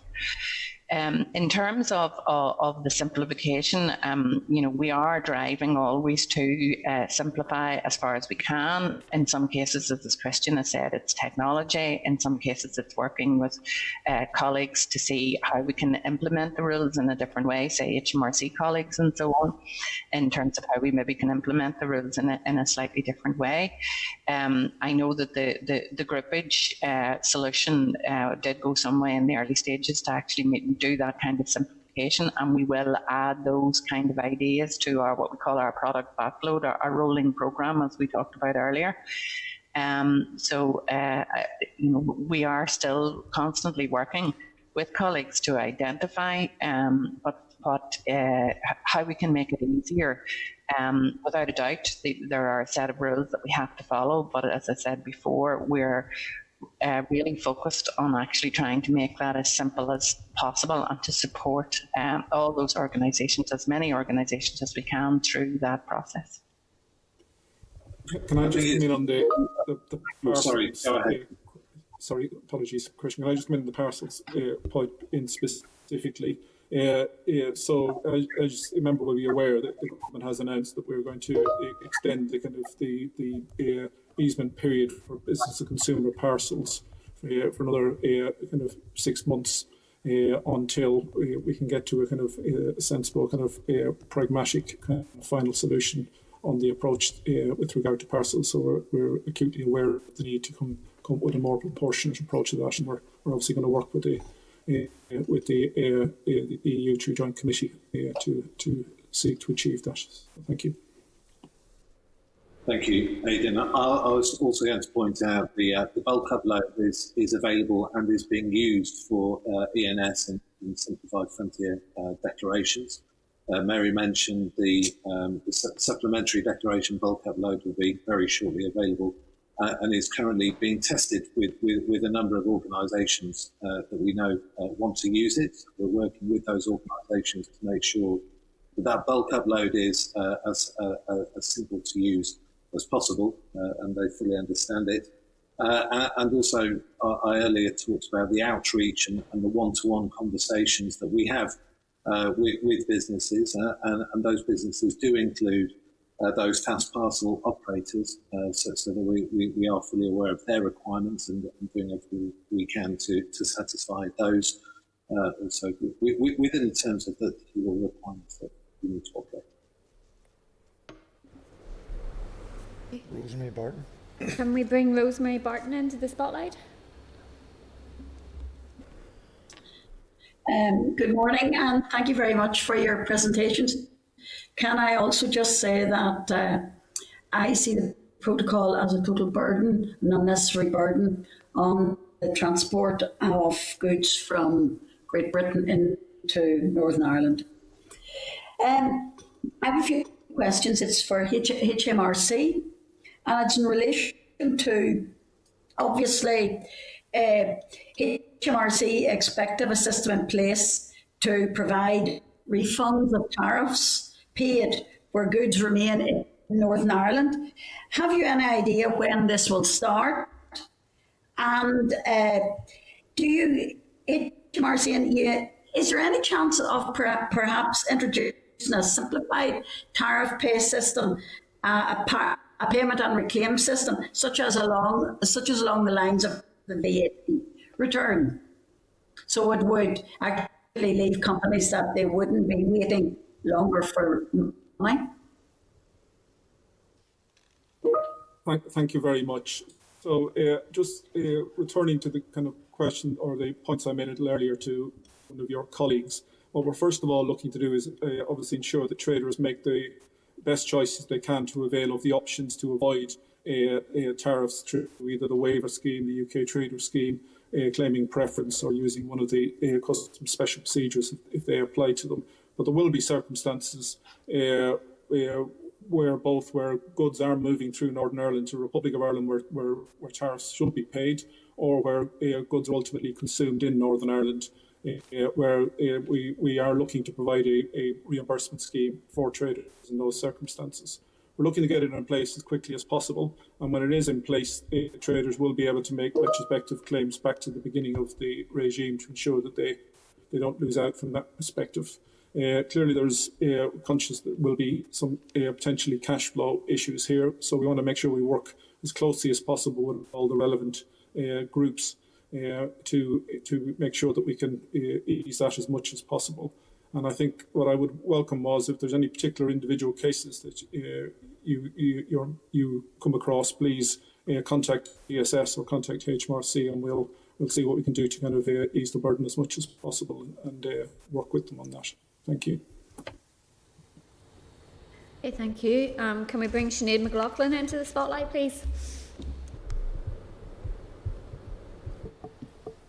Good morning, everyone. Thank you very much for the presentation so far. And firstly, can I acknowledge the work of TSS? The service is obviously in its infancy, and it's an evolving service, as we've heard from the presenters this morning.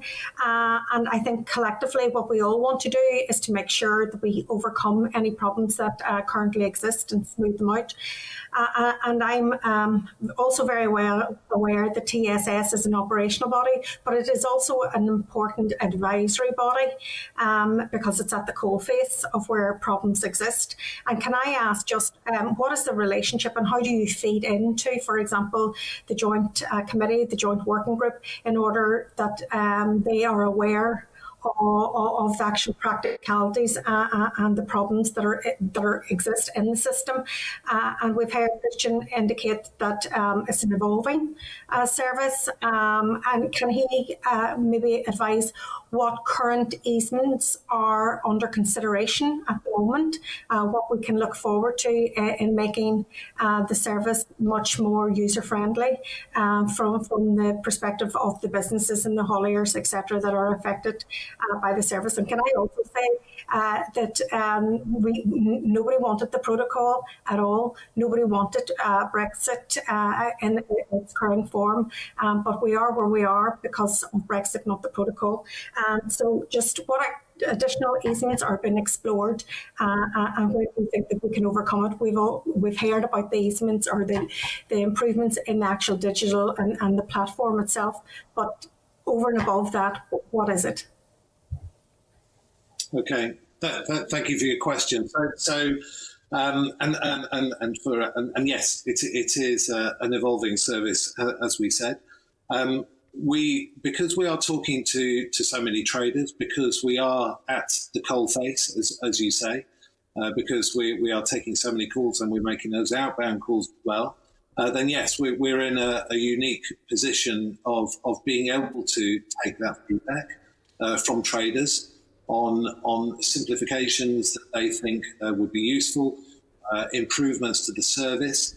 And all of that feedback is gathered and it is grouped and consolidated, and we discuss this on a very regular basis. So, as I said, the individual calls that we have, the collaboration that goes on within the call centre, especially between the three agents, our expert advisors, and the tier 2 agents, enables us to gather that feedback, and then what we do is we make recommendations back to HMRC. So Mary mentioned the product backlog, so enhancements that can be made to improve and simplify the service are fed into that product backlog and prioritised with HMRC. So that the modifications or improvements that would have the maximum impact. But also we feed back to HMRC in terms of other simplifications or easements that may be useful and may be worthwhile. And through HMRC, then there is a route up to the Joint Committee and other departments as well. And a call specifically to the particular easements that are being planned. That's very much a HMRC government function to look at that sort of things. All I can say is, as soon as we become aware of them within TSS, obviously we work to modify the system and process as quickly as possible to enable those easements to be reflected in our service. But perhaps, Aidan, you want to talk about the easements. Thank you, Christian. I think there's a lot to add to what you've said. Basically, we're alive to the kind of need to kind of explore as far as possible ways in which we can make things as straightforward and simple as possible for business, and particularly around data requirements. And we're exploring as far as possible ways in which we can reduce the data requirements as far as possible on the supplementary declarations, and working very closely with TSS on how we can deliver that.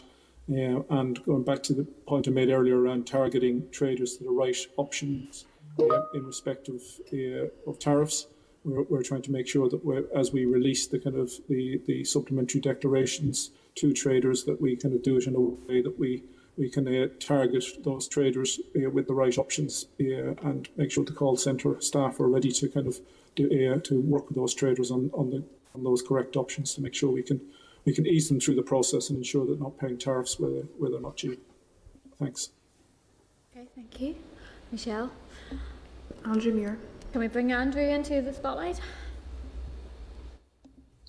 Thank you very much, Chair, and thank you for coming here this morning.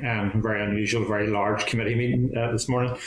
Just following on from the question from Rosemary Barton in terms of the at-risk goods and the rebate process, obviously that's a significant issue.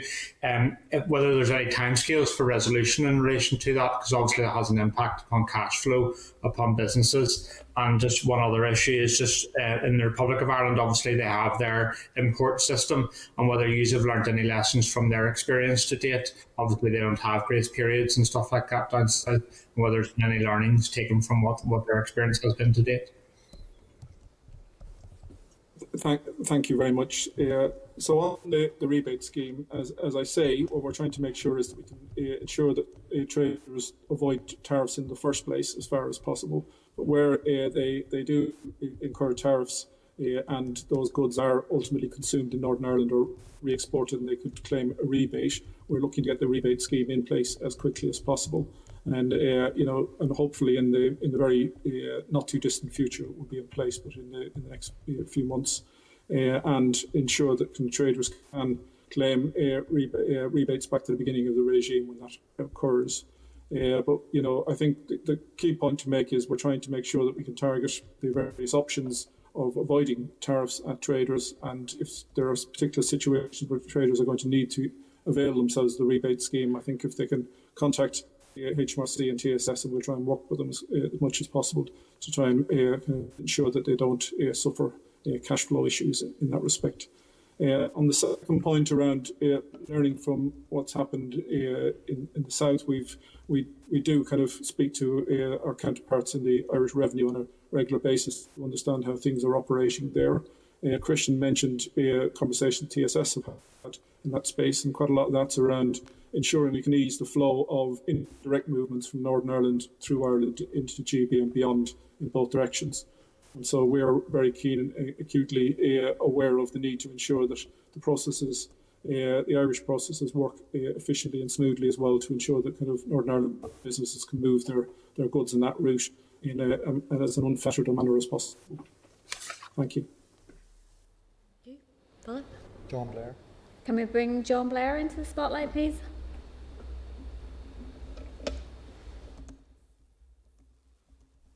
Chair, thank you. And can I add my thanks to those previously given, to all of those here today, answering questions and looking at solutions. And on the basis of solutions to the much predicted problems of Brexit outworkings, could I try to focus on a potential goods in transit system? And I say that in relation to goods destined for Northern Ireland coming from GB through the ports of Rosslare or Dublin, and mindful also that those routes are often a more cost-effective and certainly environmentally better way for departures in GB south of Birmingham. Can I ask, therefore, if a goods in transit system can be achieved, and if it is established, what impact it would have on current established arrangements and also tariff arrangements? To an extent within TSS, we have implemented solutions for goods in transit and goods coming from GB into Northern Ireland via IE. There are systems and support in place already within TSS, but again, they are evolving. I am aware of a further release on those transit journeys that's imminent. I can't remember precisely which aspects are about to be released, but I know we have done a great deal of work on providing support and systems for the transit. One of the quotes I think that Christian referred to was around what we've done in the transit arena. But as you rightly say, things are evolving and things are changing, and we will have more and more work to do, no doubt, to actually make the transit journeys as easy as possible. But there is support there at this moment in time. And it's worth pointing out, Mary, as well, that is dedicated support, isn't it? So we have a dedicated ring-fence team of agents who deal only with those transit inquiries and transit arrangements and providing support to traders wishing to use that route.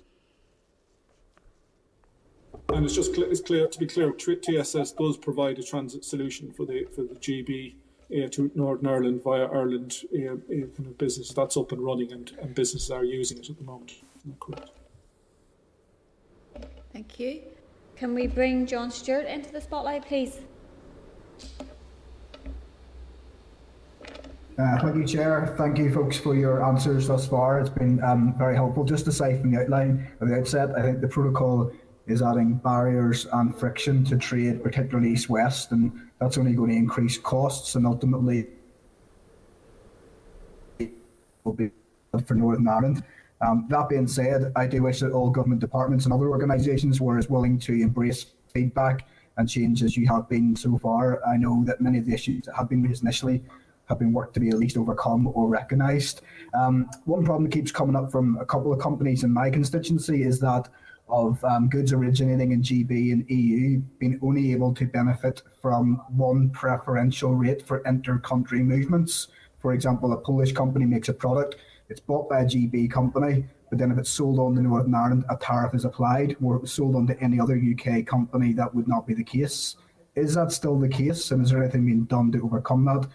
And what work is being done with GB suppliers who have just to date not been willing to engage and are actually excluding the Northern Ireland market now for fear of the bureaucratic nature of this? Thank you.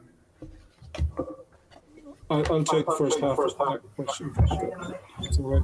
I think what you're describing is a peculiarity or a feature of how the kind of rules of origin work under the trade agreement with the EU. What is available is is something called return goods relief.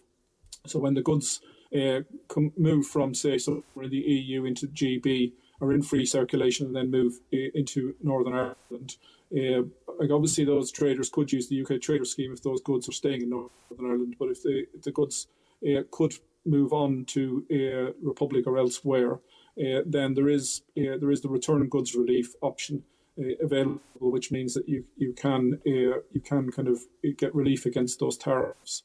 And I think Trader Support Service will be supporting traders in that going forward, and there is guidance from HMRC on how that operates. But we're very happy to kind of speak to any particular customers or constituents of yours to kind of talk them through the process, if that would be helpful. On the second point around GB trade kind of suppliers to Northern Ireland, we, as Christian and Mary have said, there's quite a lot of outreach work to the GB supplier network who are registered with Trader Support Service.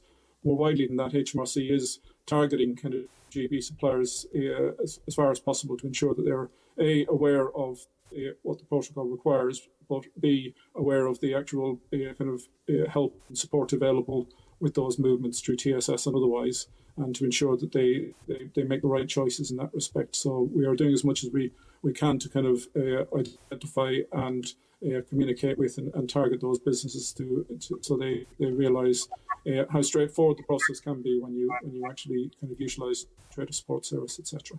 Thank you. Thank you. I think it's also worth pointing out, Aidan, that the ongoing engagement we have with the different trade bodies that I pointed out earlier, that those trade bodies are being very helpful and very supportive, and we're seeing very positive feedback from those trade bodies. So encouraging those trade bodies as well to reach out to their members and to spread the word that TSS is working and is simple to use. Okay, thank you. Michelle? Dolores Kelly. Can we bring Dolores in? Thank you. Sorry. Hello everyone. Thanks very much for the presentation, and like others, I want to join in thanking TSS and others for working alongside operators in what has been a very difficult time for everyone following the decision of Brexit. But can I just ask, in relation to any specialist goods or specialisms advice, whether that's available so that you're not going to the one source, but there's a range of experts that can be reached by operators readily? Our system of support across the TSS consortium is, I think Christian mentioned earlier, we've tier 1 people who do simple things. Tier 2 tend to be people with some customs experience who answer slightly more detailed queries. But it's probably our tier 3 agents that you're referring to specifically, and in fact our range of senior advisors who do a lot of the engagement with individual organisations or with the trade associations. In recent times, we have aligned those tier 3 agents with specific areas of specialism or sectors, if you like. And those are the people that can best serve a particular part of or a particular sector within the business community. So I think it's those agents that need to be aligned to some of the queries that you refer to. So I think in approaching TSS, if we make it clear that it is a very specific sector related, we can make sure that those queries are direct to the right part of our organisation. But we are aligning people more and more to sectors and specialisms. Okay, thank you. Claire Bailey. Can we bring Claire Bailey into the spotlight, please?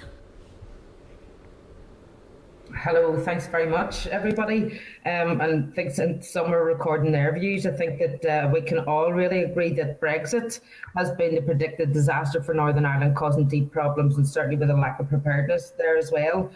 But following on from the questions already asked on goods in transit, I think the Irish customs declaration systems can be done online and edited up to the point of travel for ease of use for traders.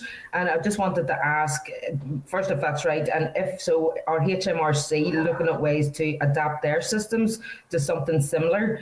And also note that HMRC has recently told a House of Commons committee that a solution had been found to an issue that could have seen the NI steel importers facing a 25% tariff. And that would mean that then importers can access a quota and not have to pay the EU safeguard charge. So can you tell us if this solution has worked and has it been successful, and can something similar be applied to other sectors?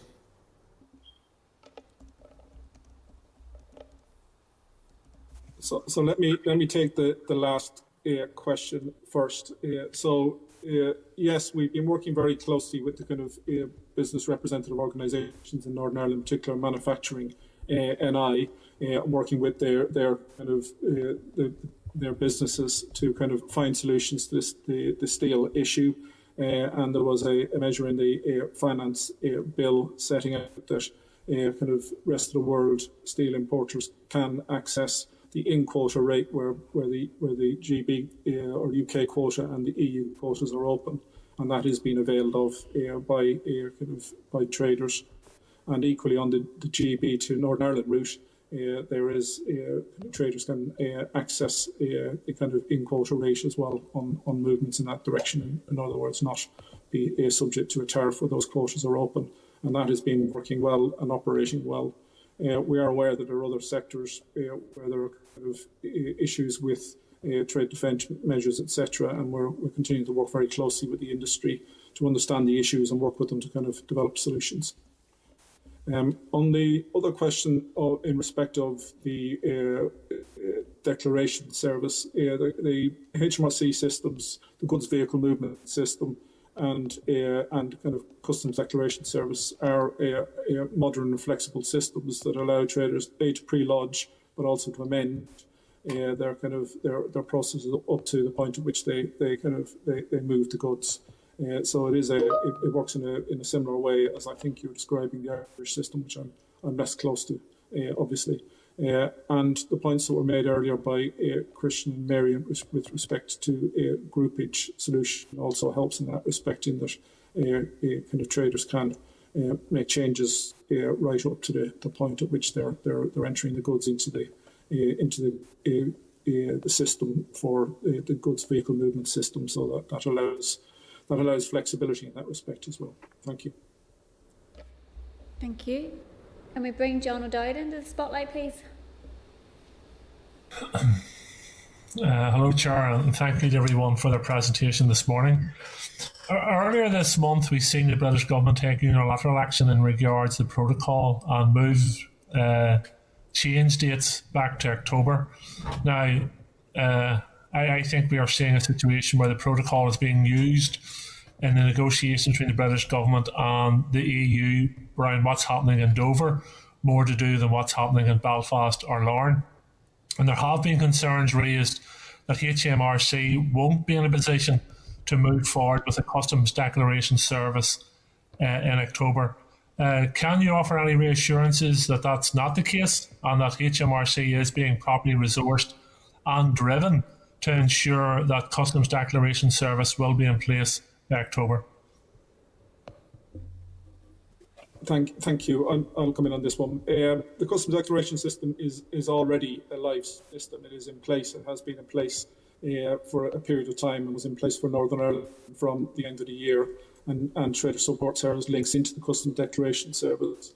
I think what the point you're referring to is in respect of parcel movements up to October. And obviously, as I said earlier, we are kind of looking in particular on the business consumer side to get some pragmatic and proportionate solutions to those issues. But the customs declaration service will be scaled to ensure that it can meet whatever the requirements are with respect to declaration numbers, and we're confident of that. Thank you. Thank you. Liz Kimmins. Can we bring Liz into the spotlight, please? Thank you, Chair, and thank you to everyone for the presentation this morning. My questions, just two questions that kind of are linked back to what Stuart Dixon had talked about in terms of staff and service demand. There was an assertion that the TSS is under-resourced. However, to my knowledge, there's 36,000 registered traders and 1,000 staff. So theoretically, for each staff member, there are 36 companies being advised. And I know, Mary, you had mentioned that at the minute you are capable of delivering the service. And I would assume that not all of these companies would require daily advice. And with calls being answered so promptly within 6 seconds on average, it appears that demand for the service wouldn't be very, very high. I just would have some concerns considering that there's £355 million set aside for the scheme over 2 years. It's a monumental amount of money. And it was just around seeing value for money on that. If we could get a comment on that or maybe some clarity around some of that.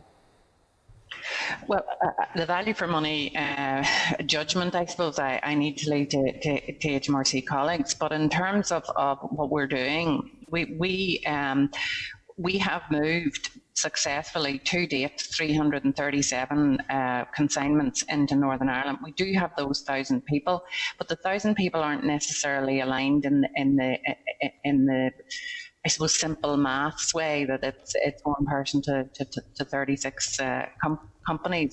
That's not quite how we operate. We have a range of how we're organised in terms of, we have stakeholder engagement teams, which are doing that outreach, those seminars that we described with trade organisations, the one-to-one advice with various customer organisations, where we actually have that one-to-one engagement and describe exactly how they would move through the system. So that's our stakeholder engagement team. We have technical teams that look after the actual platforms. We have a contact centre that have 750 agents. Some of those are dedicated to export, some of those are dedicated to transit, as we described earlier, and then we have the tiered system for either the inbound or the outbound calls. But as we say, a lot of what is being done is a digital solution, and the technical and business process teams, if you like, are engaged in deploying that solution, both from a technology and the business process point of view. So the people that are engaged on this are across a broad range of roles and duties. So we probably have never thought of it in the terms of one person looks after 36 companies. That's not actually how we operate. And if you think, we've alluded to the material that we've produced, we've alluded to the knowledge articles that need to be produced for our customers. We produce a weekly bulletin advising traders about what the new releases are, what changes are even coming to HMRC systems that will affect them in the overall process, and any policy decisions and so on that are made. So there's a huge amount of effort goes into developing that kind of material. So from an overall value for money point of view, I can assure you that those people are working exceptionally long hours. I would also say they're incredibly proud of what they've achieved in the very short time scale that they've achieved it in. But the overall value for money is not my judgment to make. But I can assure you that those people are working every hour that's been sent to them so far. Thank you. Can we bring Morris into the spotlight, please?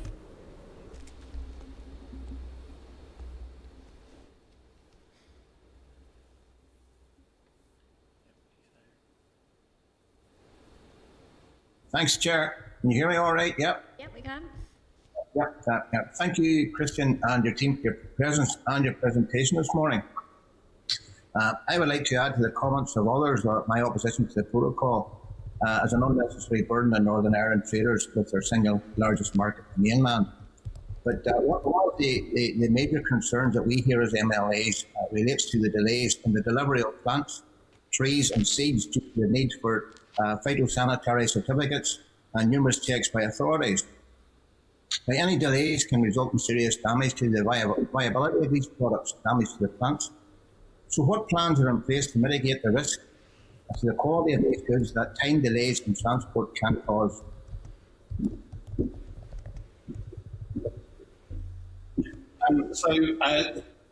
TSS has been set up to facilitate the movement of goods specifically as customs processes. So when it comes to SPS certificates, although we provide advice and guidance wherever we can, actually it's not within the TSS scope of responsibility to create those certificates and to make that happen. But as I said earlier, we do work very closely with DEFRA and DERA. I mentioned earlier the example of groupage fish, where we did work very hard with DEFRA and DERA to ensure that fish could be moved over the New Year's period. So wherever possible, we will help. We'll try and help to coordinate whatever needs to happen, both for individual traders and also to ease the overall process. But actually, SPS certificates and that side of things actually lies beyond the scope of the TSS service. Okay, thank you. If I could just ask a question around some concerns have been raised about the need for consignment level declarations for business to consumer packages and what that might mean for people and for businesses. I was just wondering if any consideration has been given to, for example, bulking procedures to be an option in respect of that? Thanks. I'll take that one. So, as you're aware, the government has announced the kind of for 6 month easement period in respect to business and consumer parcels, and what the government is looking for is proportionate and pragmatic solutions to this to ensure that it protects the kind of Northern Ireland consumer and doesn't add excessive burden. So we're looking to work with the Commission on getting solutions that are sensible and proportionate, and in that context, clearly issues like those you've described are the sort of things that we'd want to consider. Thank you. Thank you, Michelle. Dolores and Liz, I think it was that. Any further questions? Harry Harvey. Harry Harvey, can we bring Harry into the spotlight, please?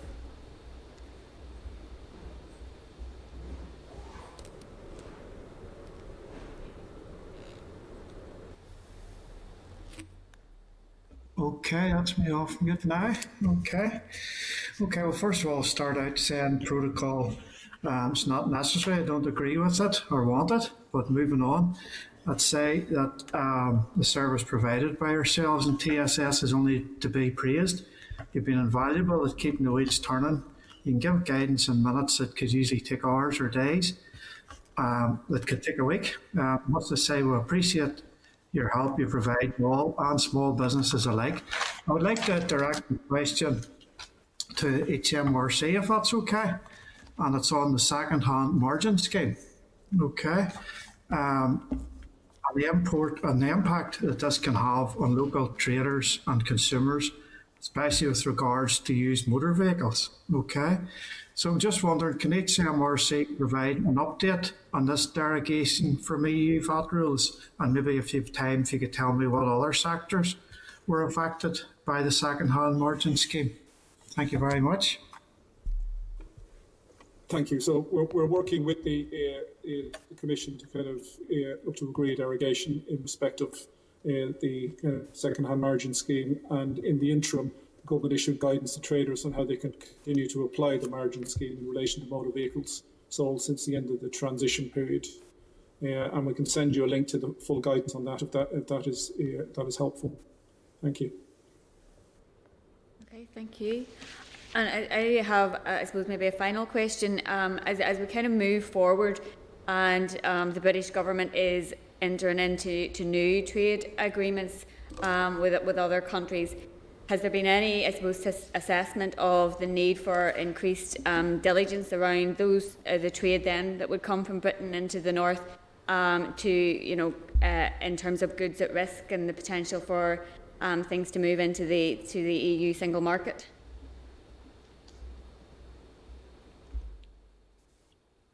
So I'll take that question. I'm sorry, I didn't quite get the beginning of it. My IT was playing up a bit. Can you just repeat the question, please? Yeah, no problem. I was just saying, in relation to, I suppose, moving into the slightly longer term, as the British government moves towards finalising new trade agreements with other countries, has there been any assessment about the need for, I suppose, increased diligence around the trade between Britain and the North, with the potential for goods to move into the EU single market?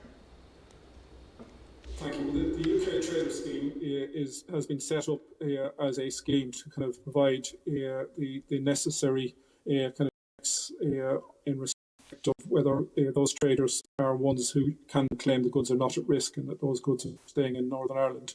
And so, therefore, we are making sure that in the process we're applying for the scheme that we put in place the right kind of assurances that those traders are ones who can demonstrate that those goods are staying in Northern Ireland, and that's the kind of approach we're taking across the piece. Thank you. Okay, thank you. I think Cathal Boylan has his hand up, Michelle, so we'll bring Cathal back in. Chair, thanks very much. And Chair, thanks for chairing the meeting. I mean, there's a lot of people in, and a lot of questions were asked earlier on. But just Aidan, to yourself and Christian, maybe, I mean, just some clarity, because, I mean, at the start, there was concerns about the poor level of uptake in terms of registration to the scheme. You said you predicted there was 30, your predictions were 24,000, now there's 36. I mean, just for clarity, and maybe you'd like to write to the committees just to give us the information. I mean, where was that database? You said the HMRC database. Where exactly did you get that data from? And I know we've asked the question on other members about the potential figures. I mean, clearly, I would just like to see where we got that data and the potential moving forward, just so we can have that, please. Thank you. Thank you. We can't provide you with the basis on that. It's fair to say that there was less data, obviously, on movements GB to NI before, so there was limited data sources. But we kind of, within that, we came up with figures that were the best estimates. But we can provide you the basis on which we came up with that. Thanks. Okay, thank you, Philip. Have you any more? Can we bring John O'Dowd into the spotlight, please? Thank you, Chair. And Aidan, if I can just go back to Aidan, if I can just go back to the point I was making to you in my previous question in relation to customs declaration service and the uplift that we required in terms of parcels, etc. I think you said at the end of your answer to me that you were confident that the service would be at the level required by October. Is that the case? And if that is the case, I don't expect you to answer this question, though you may have a view on it. If that is the case, that would suggest that there will be no further requirement for any unilateral action by the British government in relation to pushing back deadlines. Thank you. And to be clear, the kind of key driver for the easements in respect of kind of parcel movements is to ensure that kind of suppliers and the fast parcel operators are ready to kind of comply with the requirements, and those requirements are sensible and proportionate. What I'm saying, just in respect to the customs declaration services, we're confident that it is scaled to the capacity to meet any declaration requirements, both in Northern Ireland, but obviously in due course, customs declaration service is going to be the service for GB traders as well. So we're looking to scale it kind of significantly across the piece. Thanks. Okay. Do either of you have any additional questions? No? Thank you very much. So just to say thank you, Christian, Aidan, Mary and Julie, for being with us this morning. It has been a very useful briefing for all members. And just to highlight to members that any additional questions or issues arising from this session for follow-up will be taken forward by the Economy Committee team. And so if anybody has anything, if they want to forward that to the committee email address. So just thank you again very much for being with us. It has been very useful. And just to advise members that we will be seeking members' agreement for the minutes of this meeting to be agreed by the three committees. Is that okay for the three committee chairs? Okay. Again, just to thank all members for taking part in this morning's meeting, and also to both Michelle and to Philip for their assistance, and to the committee teams for the efforts that they have put into getting it set up for us. So thank you very much. Sorry, just Chair, before we go, Mary has her hand up there. Okay. Mary, are you wanting to come in? Sorry. Sorry, could I just say one thing? I mean, I think as a consortium here, we very much appreciate that you have many concerns, many questions about what has happened, or what is happening and how we're proceeding. But given your comments today, we very much appreciate that you're acknowledging what we have done to date. And I think that's a great message for us to be able to bring back to our team. So thank you very much for that appreciation that each of you have expressed. Thank you. Okay, so then just moving on, item number 3 on the agenda is any other business, and none has been indicated, so unless there is, thank you. And then item number 4 is just to end this morning's meeting, so thanks everybody. Thank you.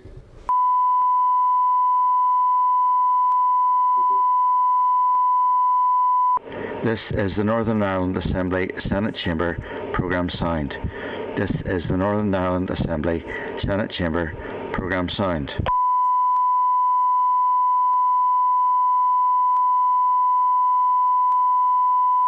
This is the Northern Ireland Assembly Senate Chamber programme signed. This is the Northern Ireland Assembly Senate Chamber programme signed.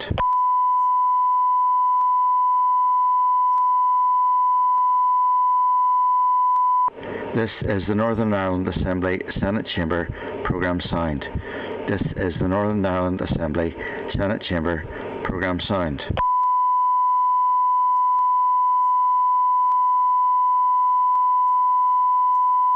This is the Northern Ireland Assembly Senate Chamber programme sound. This is the Northern Ireland Assembly Senate Chamber programme sound.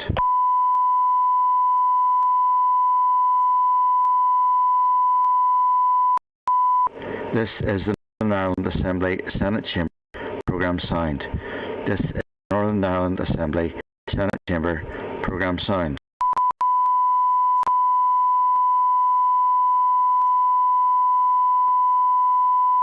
This is the Northern Ireland Assembly Senate Chamber programme sound.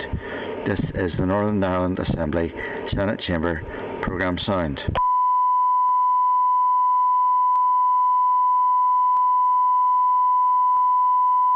This is the Northern Ireland Assembly Senate Chamber programme sound. This is the Northern Ireland Assembly Senate Chamber programme sound.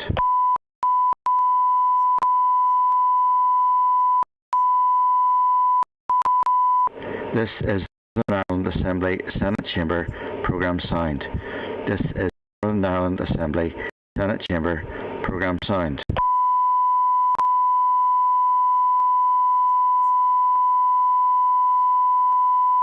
This is the Northern Ireland Assembly Senate Chamber programme sound. This is the Northern Ireland Assembly Senate Chamber programme sound.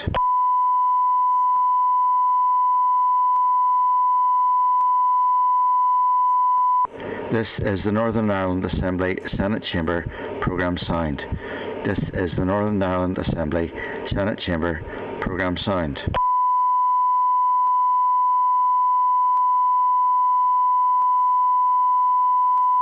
This is the Northern Ireland Assembly Senate Chamber programme sound.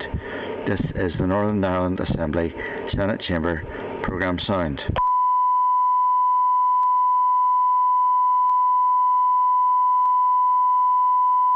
This is the Northern Ireland Assembly Senate Chamber programme sound. This is the Northern Ireland Assembly Senate Chamber programme sound.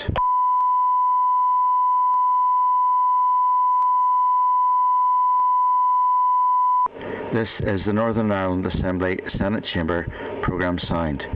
This is the Northern Ireland Assembly Senate Chamber programme sound.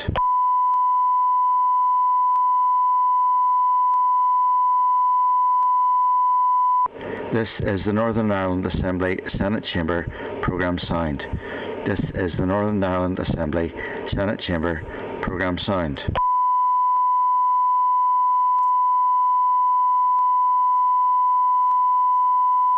This is the Northern Ireland Assembly Senate Chamber programme sound.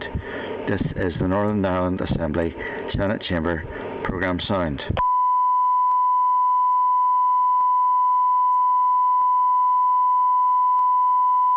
This is the Northern Ireland Assembly Senate Chamber programme sound. This is the Northern Ireland Assembly Senate Chamber programme sound.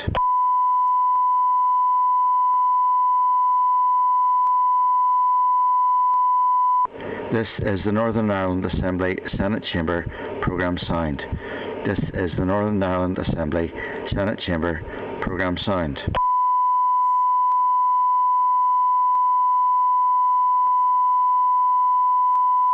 This is the Northern Ireland Assembly Senate Chamber programme sound. This is the Northern Ireland Assembly Senate Chamber programme sound.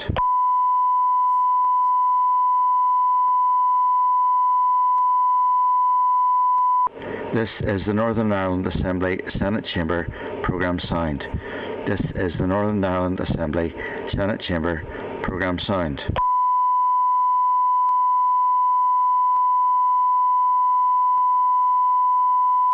This is the Northern Ireland Assembly Senate Chamber programme sound.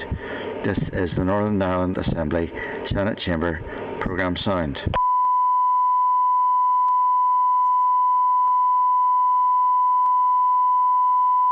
This is the Northern Ireland Assembly Senate Chamber programme sound. This is the Northern Ireland Assembly Senate Chamber programme sound.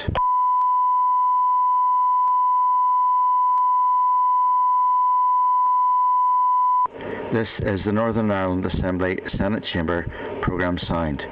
This is the Northern Ireland Assembly Senate Chamber programme sound.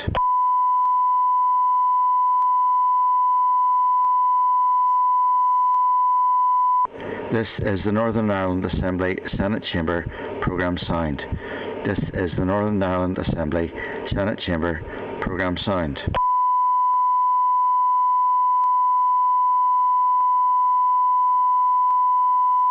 This is the Northern Ireland Assembly Senate Chamber programme sound. This is the Northern Ireland Assembly Senate Chamber programme sound.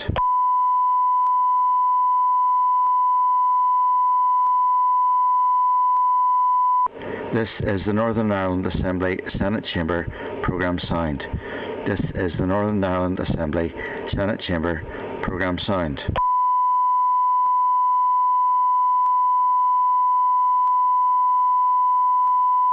This is the Northern Ireland Assembly Senate Chamber programme sound. This is the Northern Ireland Assembly Senate Chamber programme sound.